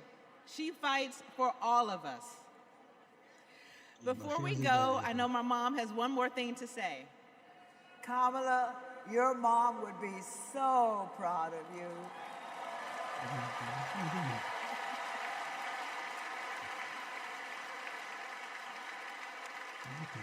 Hired her. You're gonna leave her.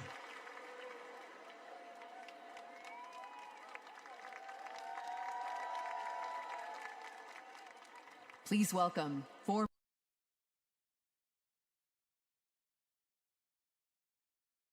Secretary of State Hillary Clinton.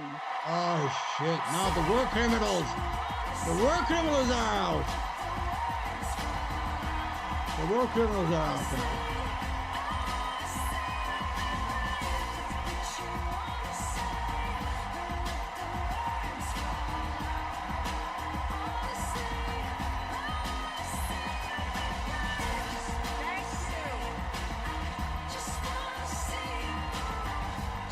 Thank you so much. Thank you.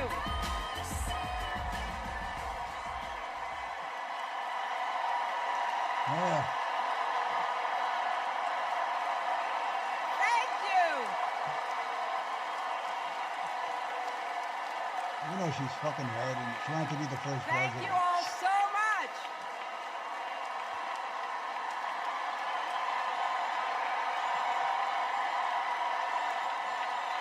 Thank you.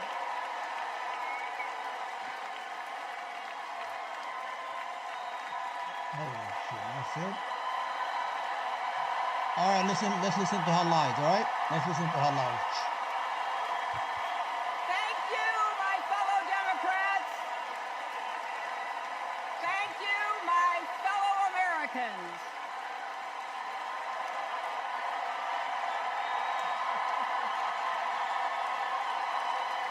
Thank you so much. You know, All right, that's it. She's a loser. thank you all.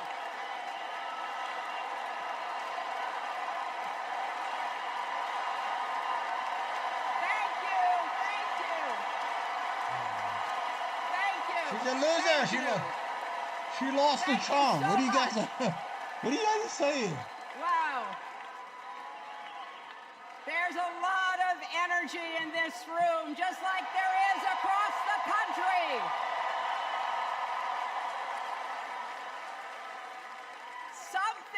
Something is happening in America. You can feel it. Well, we felt it Something we've 2016. worked for Nothing happened. and dreamed of for a long time. First, though, let's salute President Biden.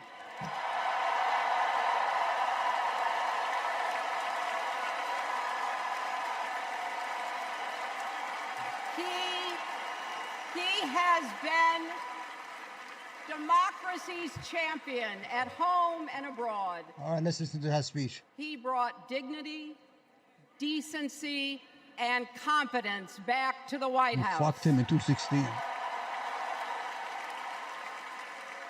And he showed what it means to be a true patriot. Thank you, Joe Biden, for your lifetime of service and leadership.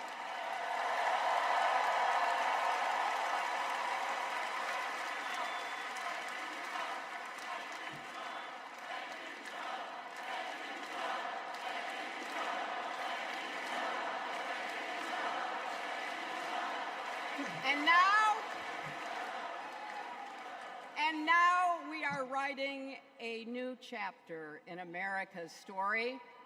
You know, my mother Dorothy was born right here in Chicago before women had the right to vote. That changed 104 years ago yesterday. Think about it. Tennessee became the final state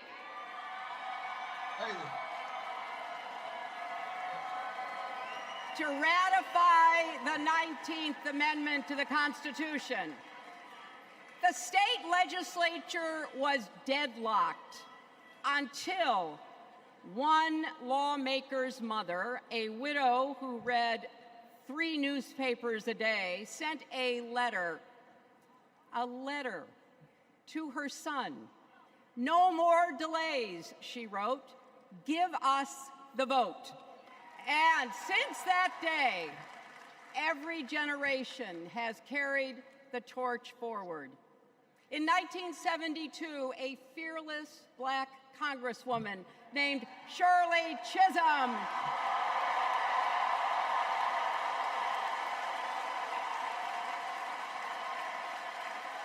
she ran for president. And her determination let me and millions of others dream bigger, not just because of who she was, but because of who she fought for. Working parents, poor children, the last, the least, and the lost. In 1984, I brought my daughter to see Geraldine Ferraro, the first woman nominated for vice president. If we can do this, Jerry said, we can do anything. And then there was 2016, when it was the honor of my life to accept our party's nomination for president.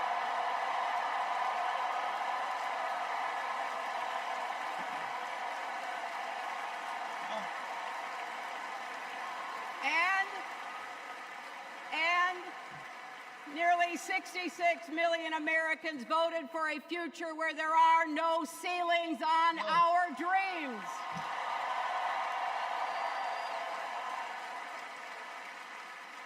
And afterwards, we refused to give up on America.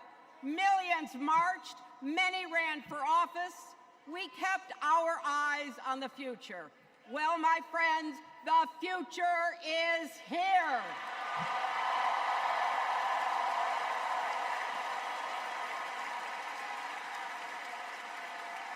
I wish my mother and Kamala's mother could see us. They would say, keep going. Shirley and Jerry would say, keep going.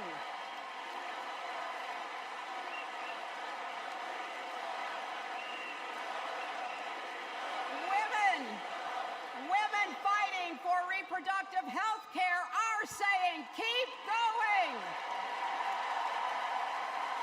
Families building better lives, parents stretching to afford child care, young people struggling to pay their rent. They're all asking us to keep going. So, with faith in each other and joy in our hearts, let's send Kamala Harris and Tim Walz to the White House.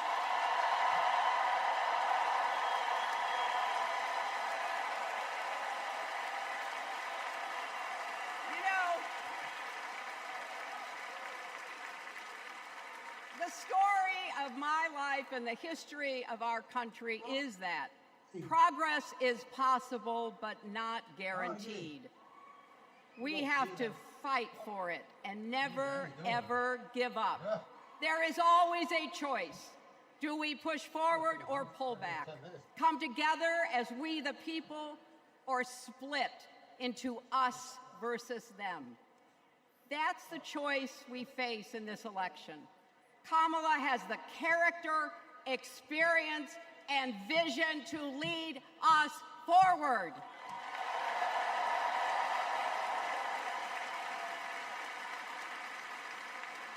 I know her heart and her integrity. We both got our start as young lawyers, helping children who were abused and neglected. That kind of work changes a person. Those kids stay with you. Kamala carries with her the hopes of every child she protected, every family she helped, every community she served. So as president, she will always have our backs, and she will be a fighter for us. She will fight to lower costs for hardworking families, open the doors wide for good-paying jobs, and yes, she will restore abortion rights nationwide.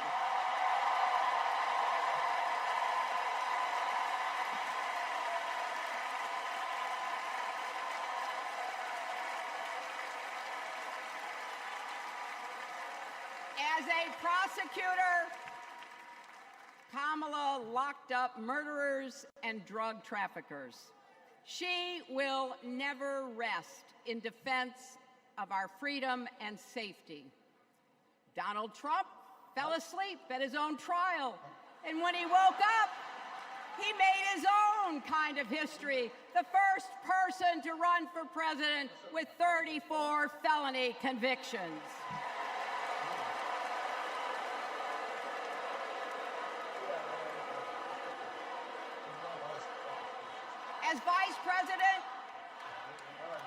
As Vice President, Kamala sat in the Situation Room.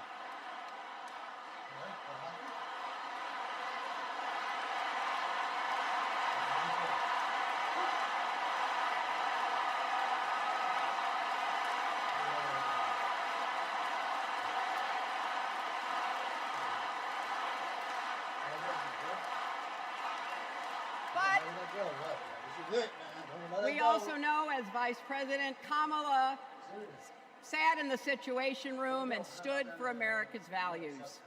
I know what it takes, and I can tell you, as Commander-in-Chief, Kamala won't disrespect our military and our veterans.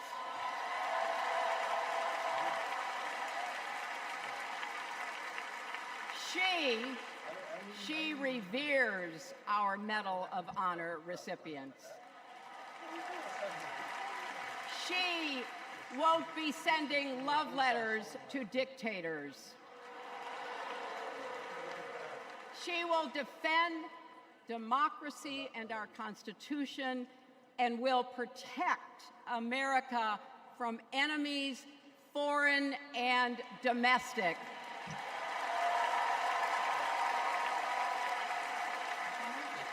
Think about it.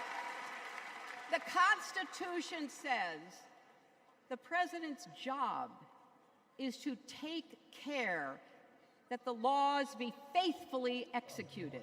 Those are the words of our founders. Take care. Just look at the candidates. Kamala cares about kids and families, cares about America. Donald only cares about himself. On her first day in court, Kamala said 5 words that still guide her. Kamala Harris, for the people. That is something that Donald Trump will never understand. So it is no surprise, is it, She hates Donald that Trump. he is lying about Kamala's record. He's mocking her name and her laugh. Sounds familiar. Used to make fun of her. But we have him on the run now. Yeah. They're gonna put him in jail.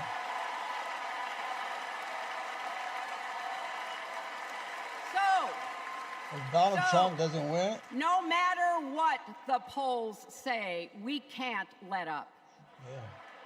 We can't get driven down crazy conspiracy rabbit holes.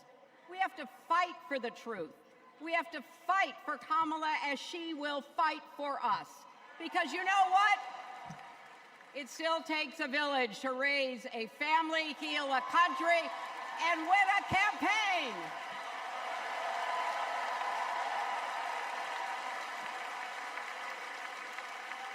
And America needs every one of us, our energy, our talents, our dreams.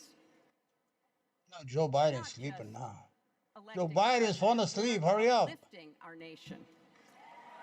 We're opening the promise of America wide enough for everyone. Together, we put a lot of cracks in the highest, hardest glass ceiling. And tonight, so close to breaking through once and for all, I want to tell you what I see through all those cracks and why it matters for each and every one of us. What do I see? I see freedom. I see 1,000 people watching you. the freedom to make our own decisions about our health, our lives, our loves, our families.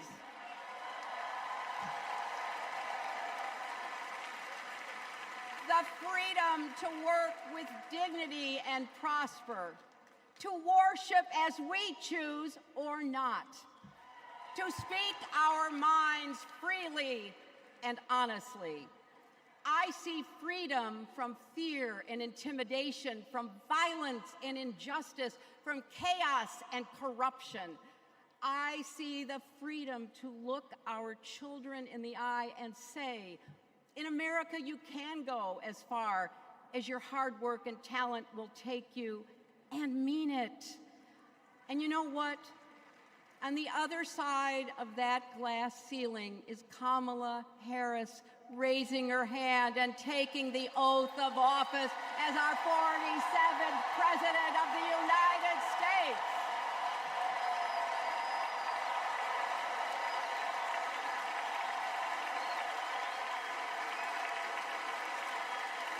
Because, my friends, when a barrier falls for one of us, it falls.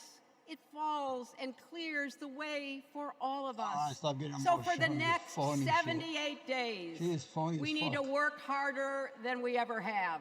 We need to beat back the dangers that Trump and his allies pose to the rule of law and our way of life. Don't get distracted or complacent. Talk to your friends and neighbors. Volunteer. Be proud champions for the truth and for the country that we all love.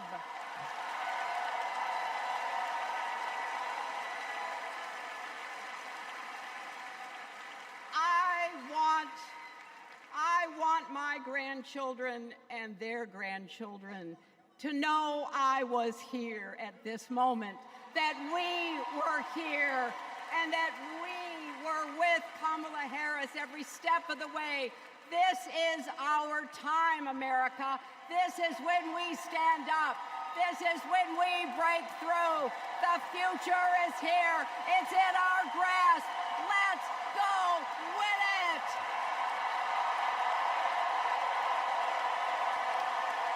This is my fight song. Take back my life song. Prove I'm Niggas are killing me. I'm gonna exercise.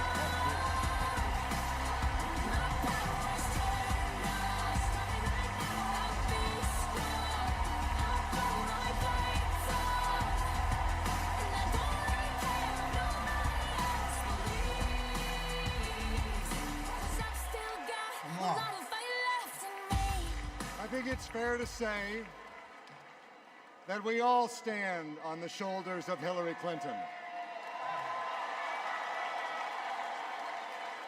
So, I'm just checking. Are you ready to join this fight yet? Okay, that's the answer I was looking for. So I want you to text JOIN to 30330 and get involved.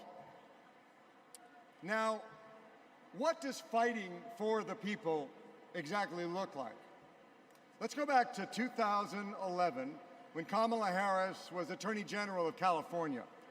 The housing crisis had devastated American families, and the big banks had forced Californians out of their homes. Well, Kamala Harris stood up to those banks, and she secured a $20 billion settlement for California families. That is fighting for the people. And that is something that our next speaker knows all about. Please welcome the fearless fighter from South Carolina, Congressman Jim Clyburn.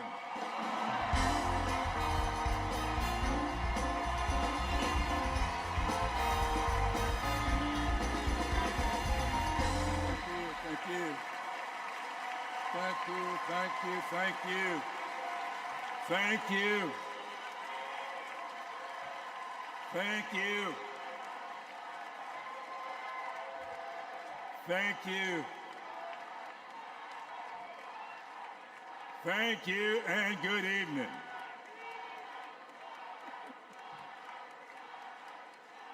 Thank you, South Carolina. Thank you.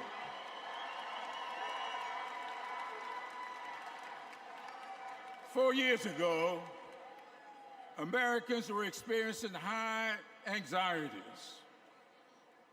and great uncertainties. A deadly virus raged, schools closed, businesses shuttered. Donald Trump mismanaged the crisis from day one, looking out for himself instead of the country. The American people responded to the crisis in leadership by electing new leaders. Thanks to Joe Biden and Kamala Harris, we reopened our schools, brought back our businesses, and restored our faith in the American can-do spirit. Thanks to Joe and Kamala, we reduced the price of prescription drugs, repaired roads and bridges, and replaced lead pipes. Thanks to Joe and Kamala, we are honoring our heroes in uniform and expanded benefits to over 1 million veterans. Thanks to Joe and Kamala, Make It in America is no longer just a slogan, but a movement that is bringing millions of manufacturing jobs back to America. For President Biden's lifetime of achievement in service of his country, we owe him a great debt of gratitude.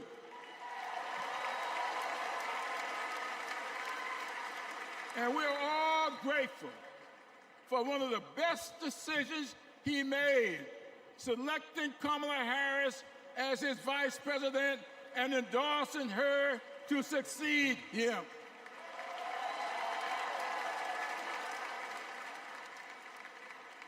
I often say that we are but the sum of our experiences.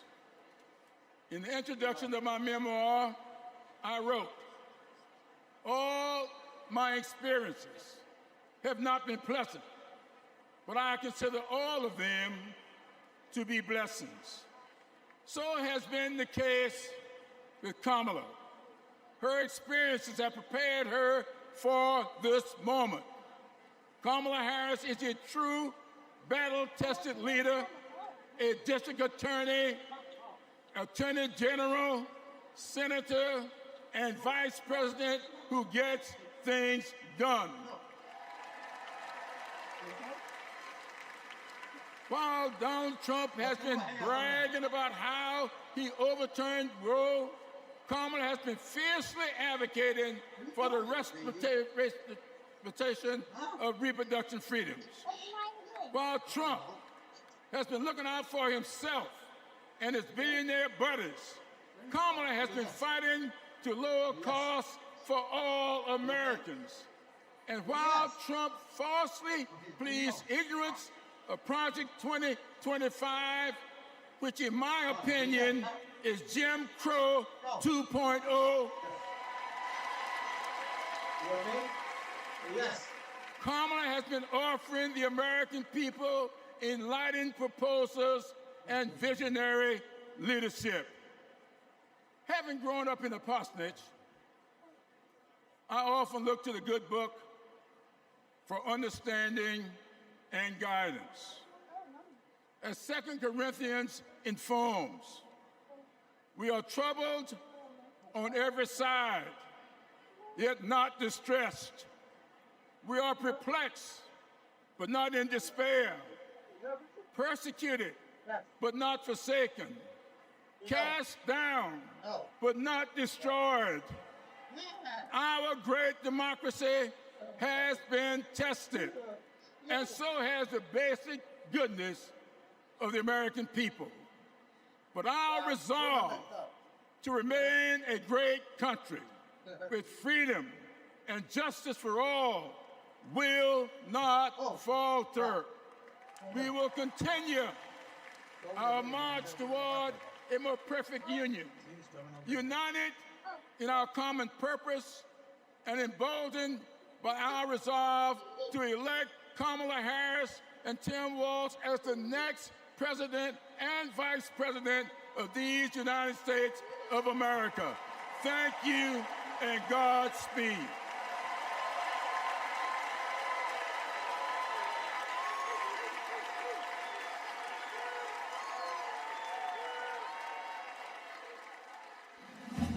In the criminal justice system, the people are represented by two separate yet equally important groups.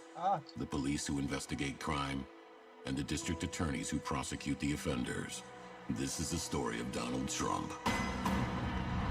His entire life, Trump has believed he's above the law, that no one would ever dare hold him accountable.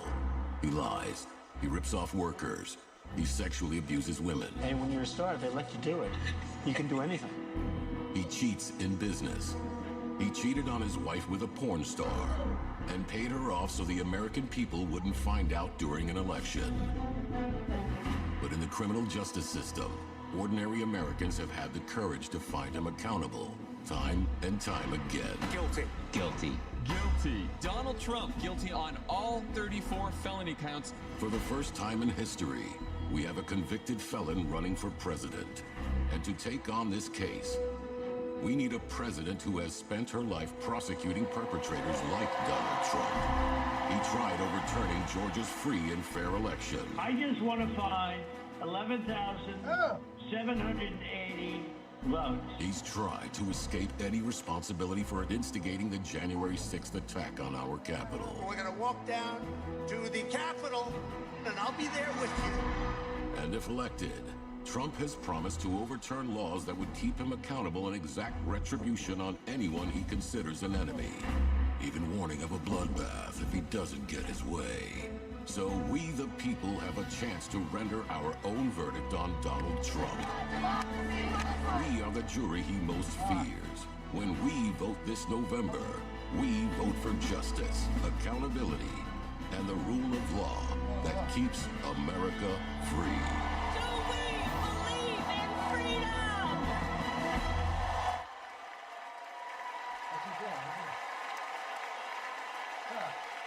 Please welcome Maryland Representative Jamie Raskin.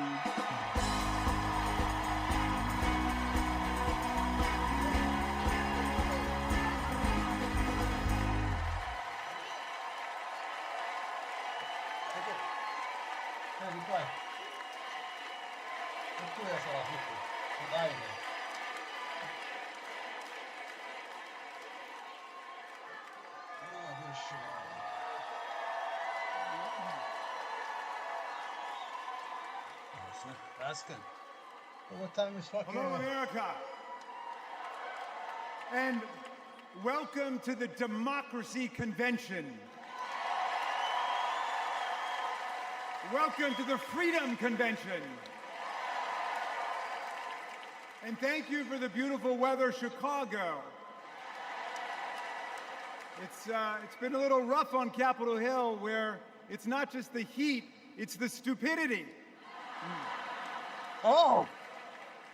Now, we meet in this great city tonight where Abraham Lincoln was nominated in 1860 to save the Union from fanatical insurrectionists, and where Franklin D. Roosevelt was renominated by Democrats in 1940 to defeat fascist dictators. Now, we fight in our time to defend our freedom and our democracy against the banana Republicans who have converted Lincoln's party into a dangerous cult of personality.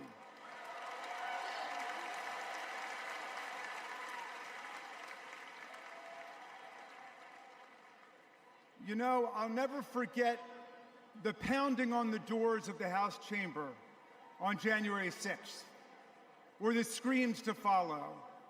Hundreds of our police officers taunted and attacked, 140 of them wounded by extremists wielding baseball bats, steel pipes, even American flags. 5 people died that day, and 4 more of our officers took their own lives in the days and weeks to come. Why? All of this Crazy shit. after Trump was defeated by more than 7 million votes by the great Joe Biden.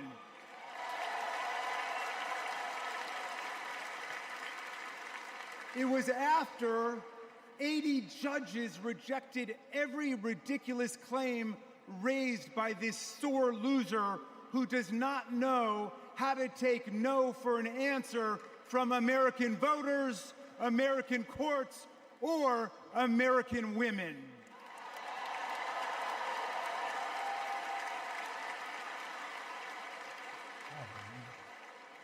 Remember what the mob chanted as they stormed the Capitol and injured our officers? Hang Mike Pence. Someone should have told Donald Trump that the president's job under Article 2 of the Constitution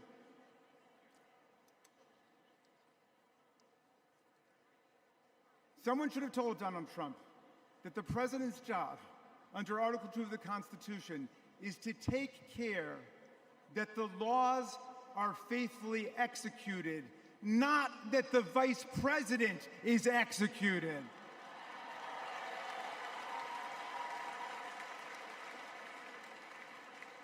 Pence has now joined more than 24 officials from Donald Trump's own administration in denouncing him, an historical record.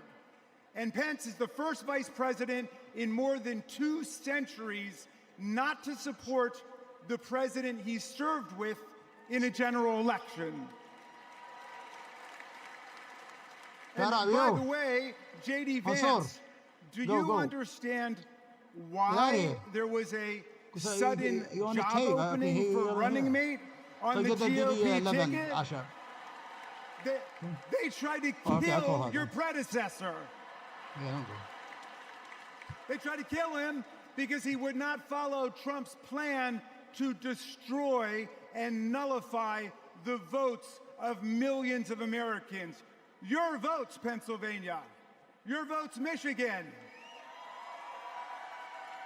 Your votes, Georgia, Nevada, Arizona. Are we going to go back to the days of election suppression and violent insurrection?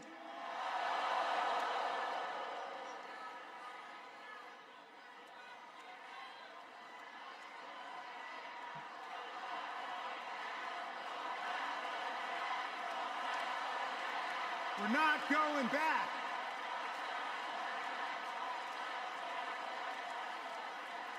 Well, look, 1 week after that beautiful day, as Trump calls it, The Republicans, 10 Republicans, joined all of the Democrats to impeach Trump for the worst high crime and misdemeanor ever committed by a president, inciting insurrection against our own Constitution.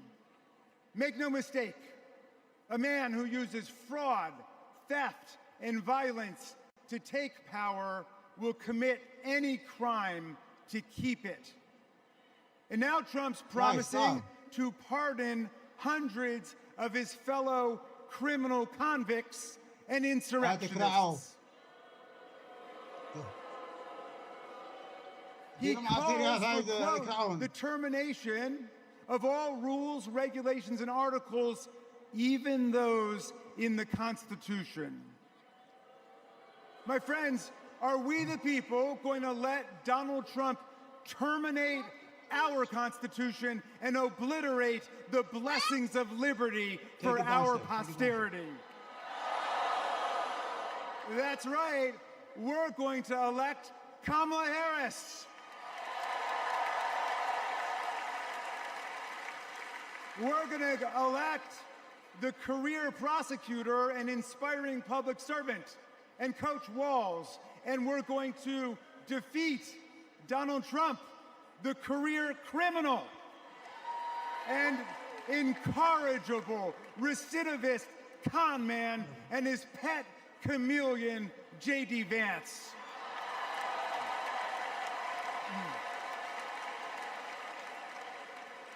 And America, let's make it a landslide so big that Donald Trump and his kangaroo court Supreme Court justices cannot even try to steal it.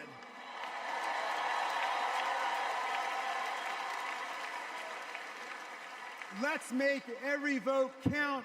Let's make sure every vote is counted. Let's let freedom ring, and let's let democracy work in America.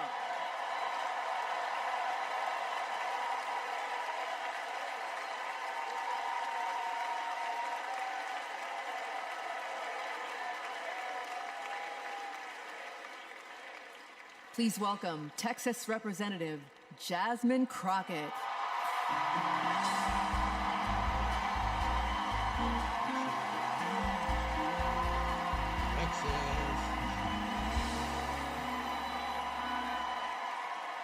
Well, good evening, America! Yeah. Yeah. On November 5th, our nation will hire a president, a commander-in-chief, and leader of the free world. So let's compare their resumes, shall we? We're waiting for President Biden's speech here. One candidate worked at McDonald's. We're waiting for Biden. Let's see how many mistakes he's going to make. At an HBCU. HU. The other was born with a silver spoon in his mouth and helped his daddy in the family business. Housing discrimination, that is. Everybody's making money except me. She became a career prosecutor while he became a career criminal. With 34 felonies, 2 impeachments, and 1 porn star to prove it.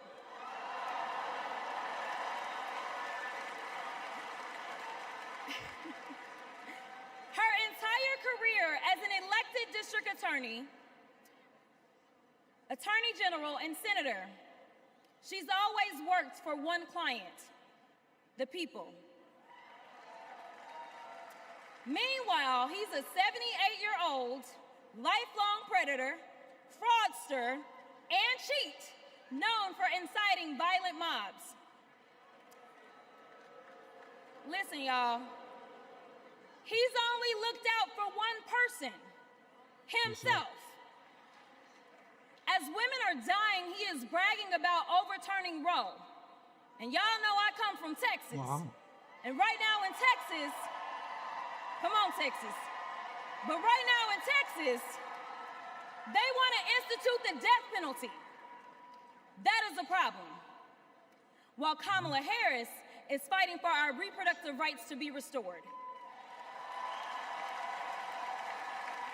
She is also the leader we need on the global stage. She helped secure the release of Americans wrongfully detained in Russia. At the same time, he cozies up to his role model, Vladimir Putin, and MAGA holds legislation hostage here at home, critical resources to secure the border, military aid to Ukraine, and even the Farm Bill. She's lived the American dream while he's been America's nightmare.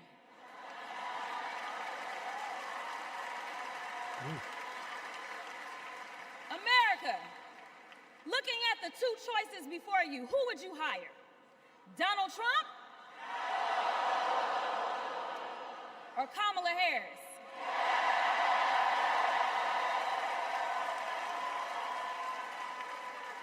Kamala Harris has a resume.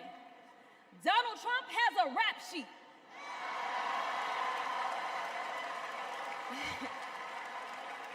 She presides over the Senate while he keeps our national secrets next to his thinking chair. Y'all know what I said that other time. In Mar-a-Lago. While Donald Trump wants to put our 1787 Constitution through his Project 2025 paper shredder and make every day January 6th, Kamala Harris is fighting to fulfill the promise of America. In the real world, this wouldn't even be close. But this election is. Don't make a mistake. We are the underdogs in this fight, even though there is only one person qualified, only one person who's done the work and who has delivered the results. And she needs you. She needs your one vote this November. Can we count on you? Look at Biden. Where's Biden? 11 o'clock. It's too late for him. Some of you know a little bit of my Tired history. as fuck. Some of you don't. So let me tell you. I was a Something public is wrong. He defender. should have been out there already.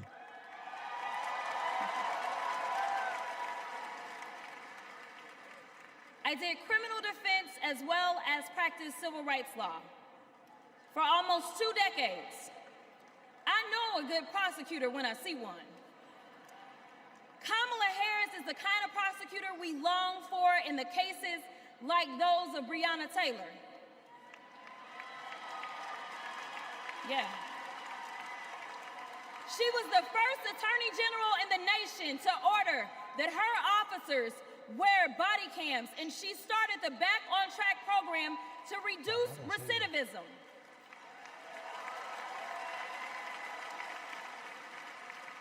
Listen, y'all, she did all these things because she genuinely cares about people.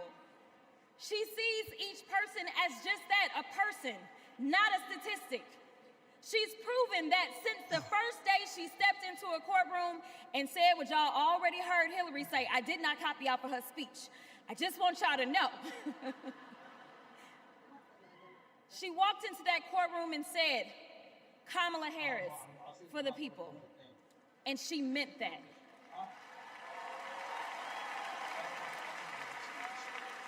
Many of you know her credentials, but what I love about Kamala Harris goes beyond her resume, is that she sees the humanity in everyone. She's the only candidate in this race who is capable of empathy. When I first got to Congress, I wasn't sure I made the right decision. The Chaos Caucus couldn't elect a speaker, and the Oversight Committee was unhinged. I was going through all of this when I visited the Vice President's residence for the first time. As I approached Vice President Harris for our official photo, she turned to me and asked, "What's wrong?" Mind you, we'd never met, but she saw right through me. She saw the distress. I immediately began crying.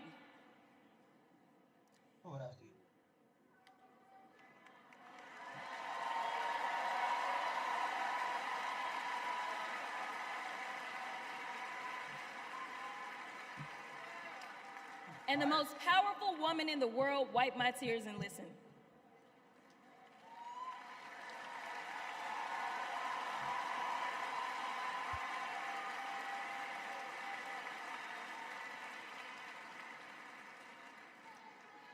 It's so hard for me to tell this story.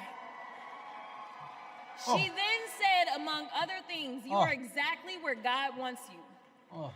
Your district chose you because they believe in you, and so do I.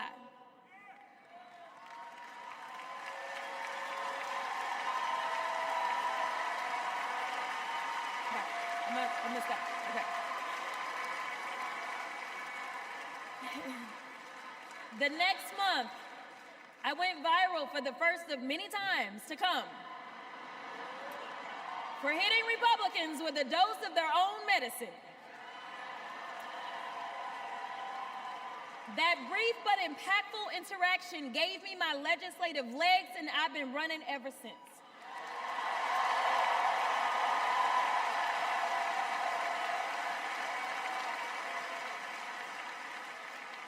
The question before us is, will a vindictive, vile villain violate voters' vision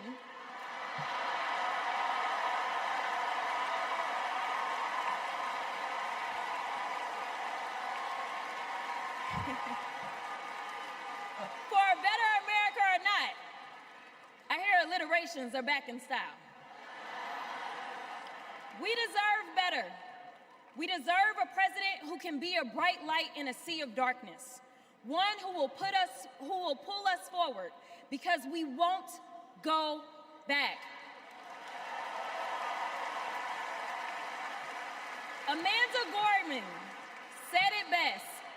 There's always light if only we are brave enough to see it. If only we are brave enough to be it. Kamala Harris showed me that light. And America, when she is our president, together we will shine as that beacon of hope and freedom around the world once more. God bless y'all.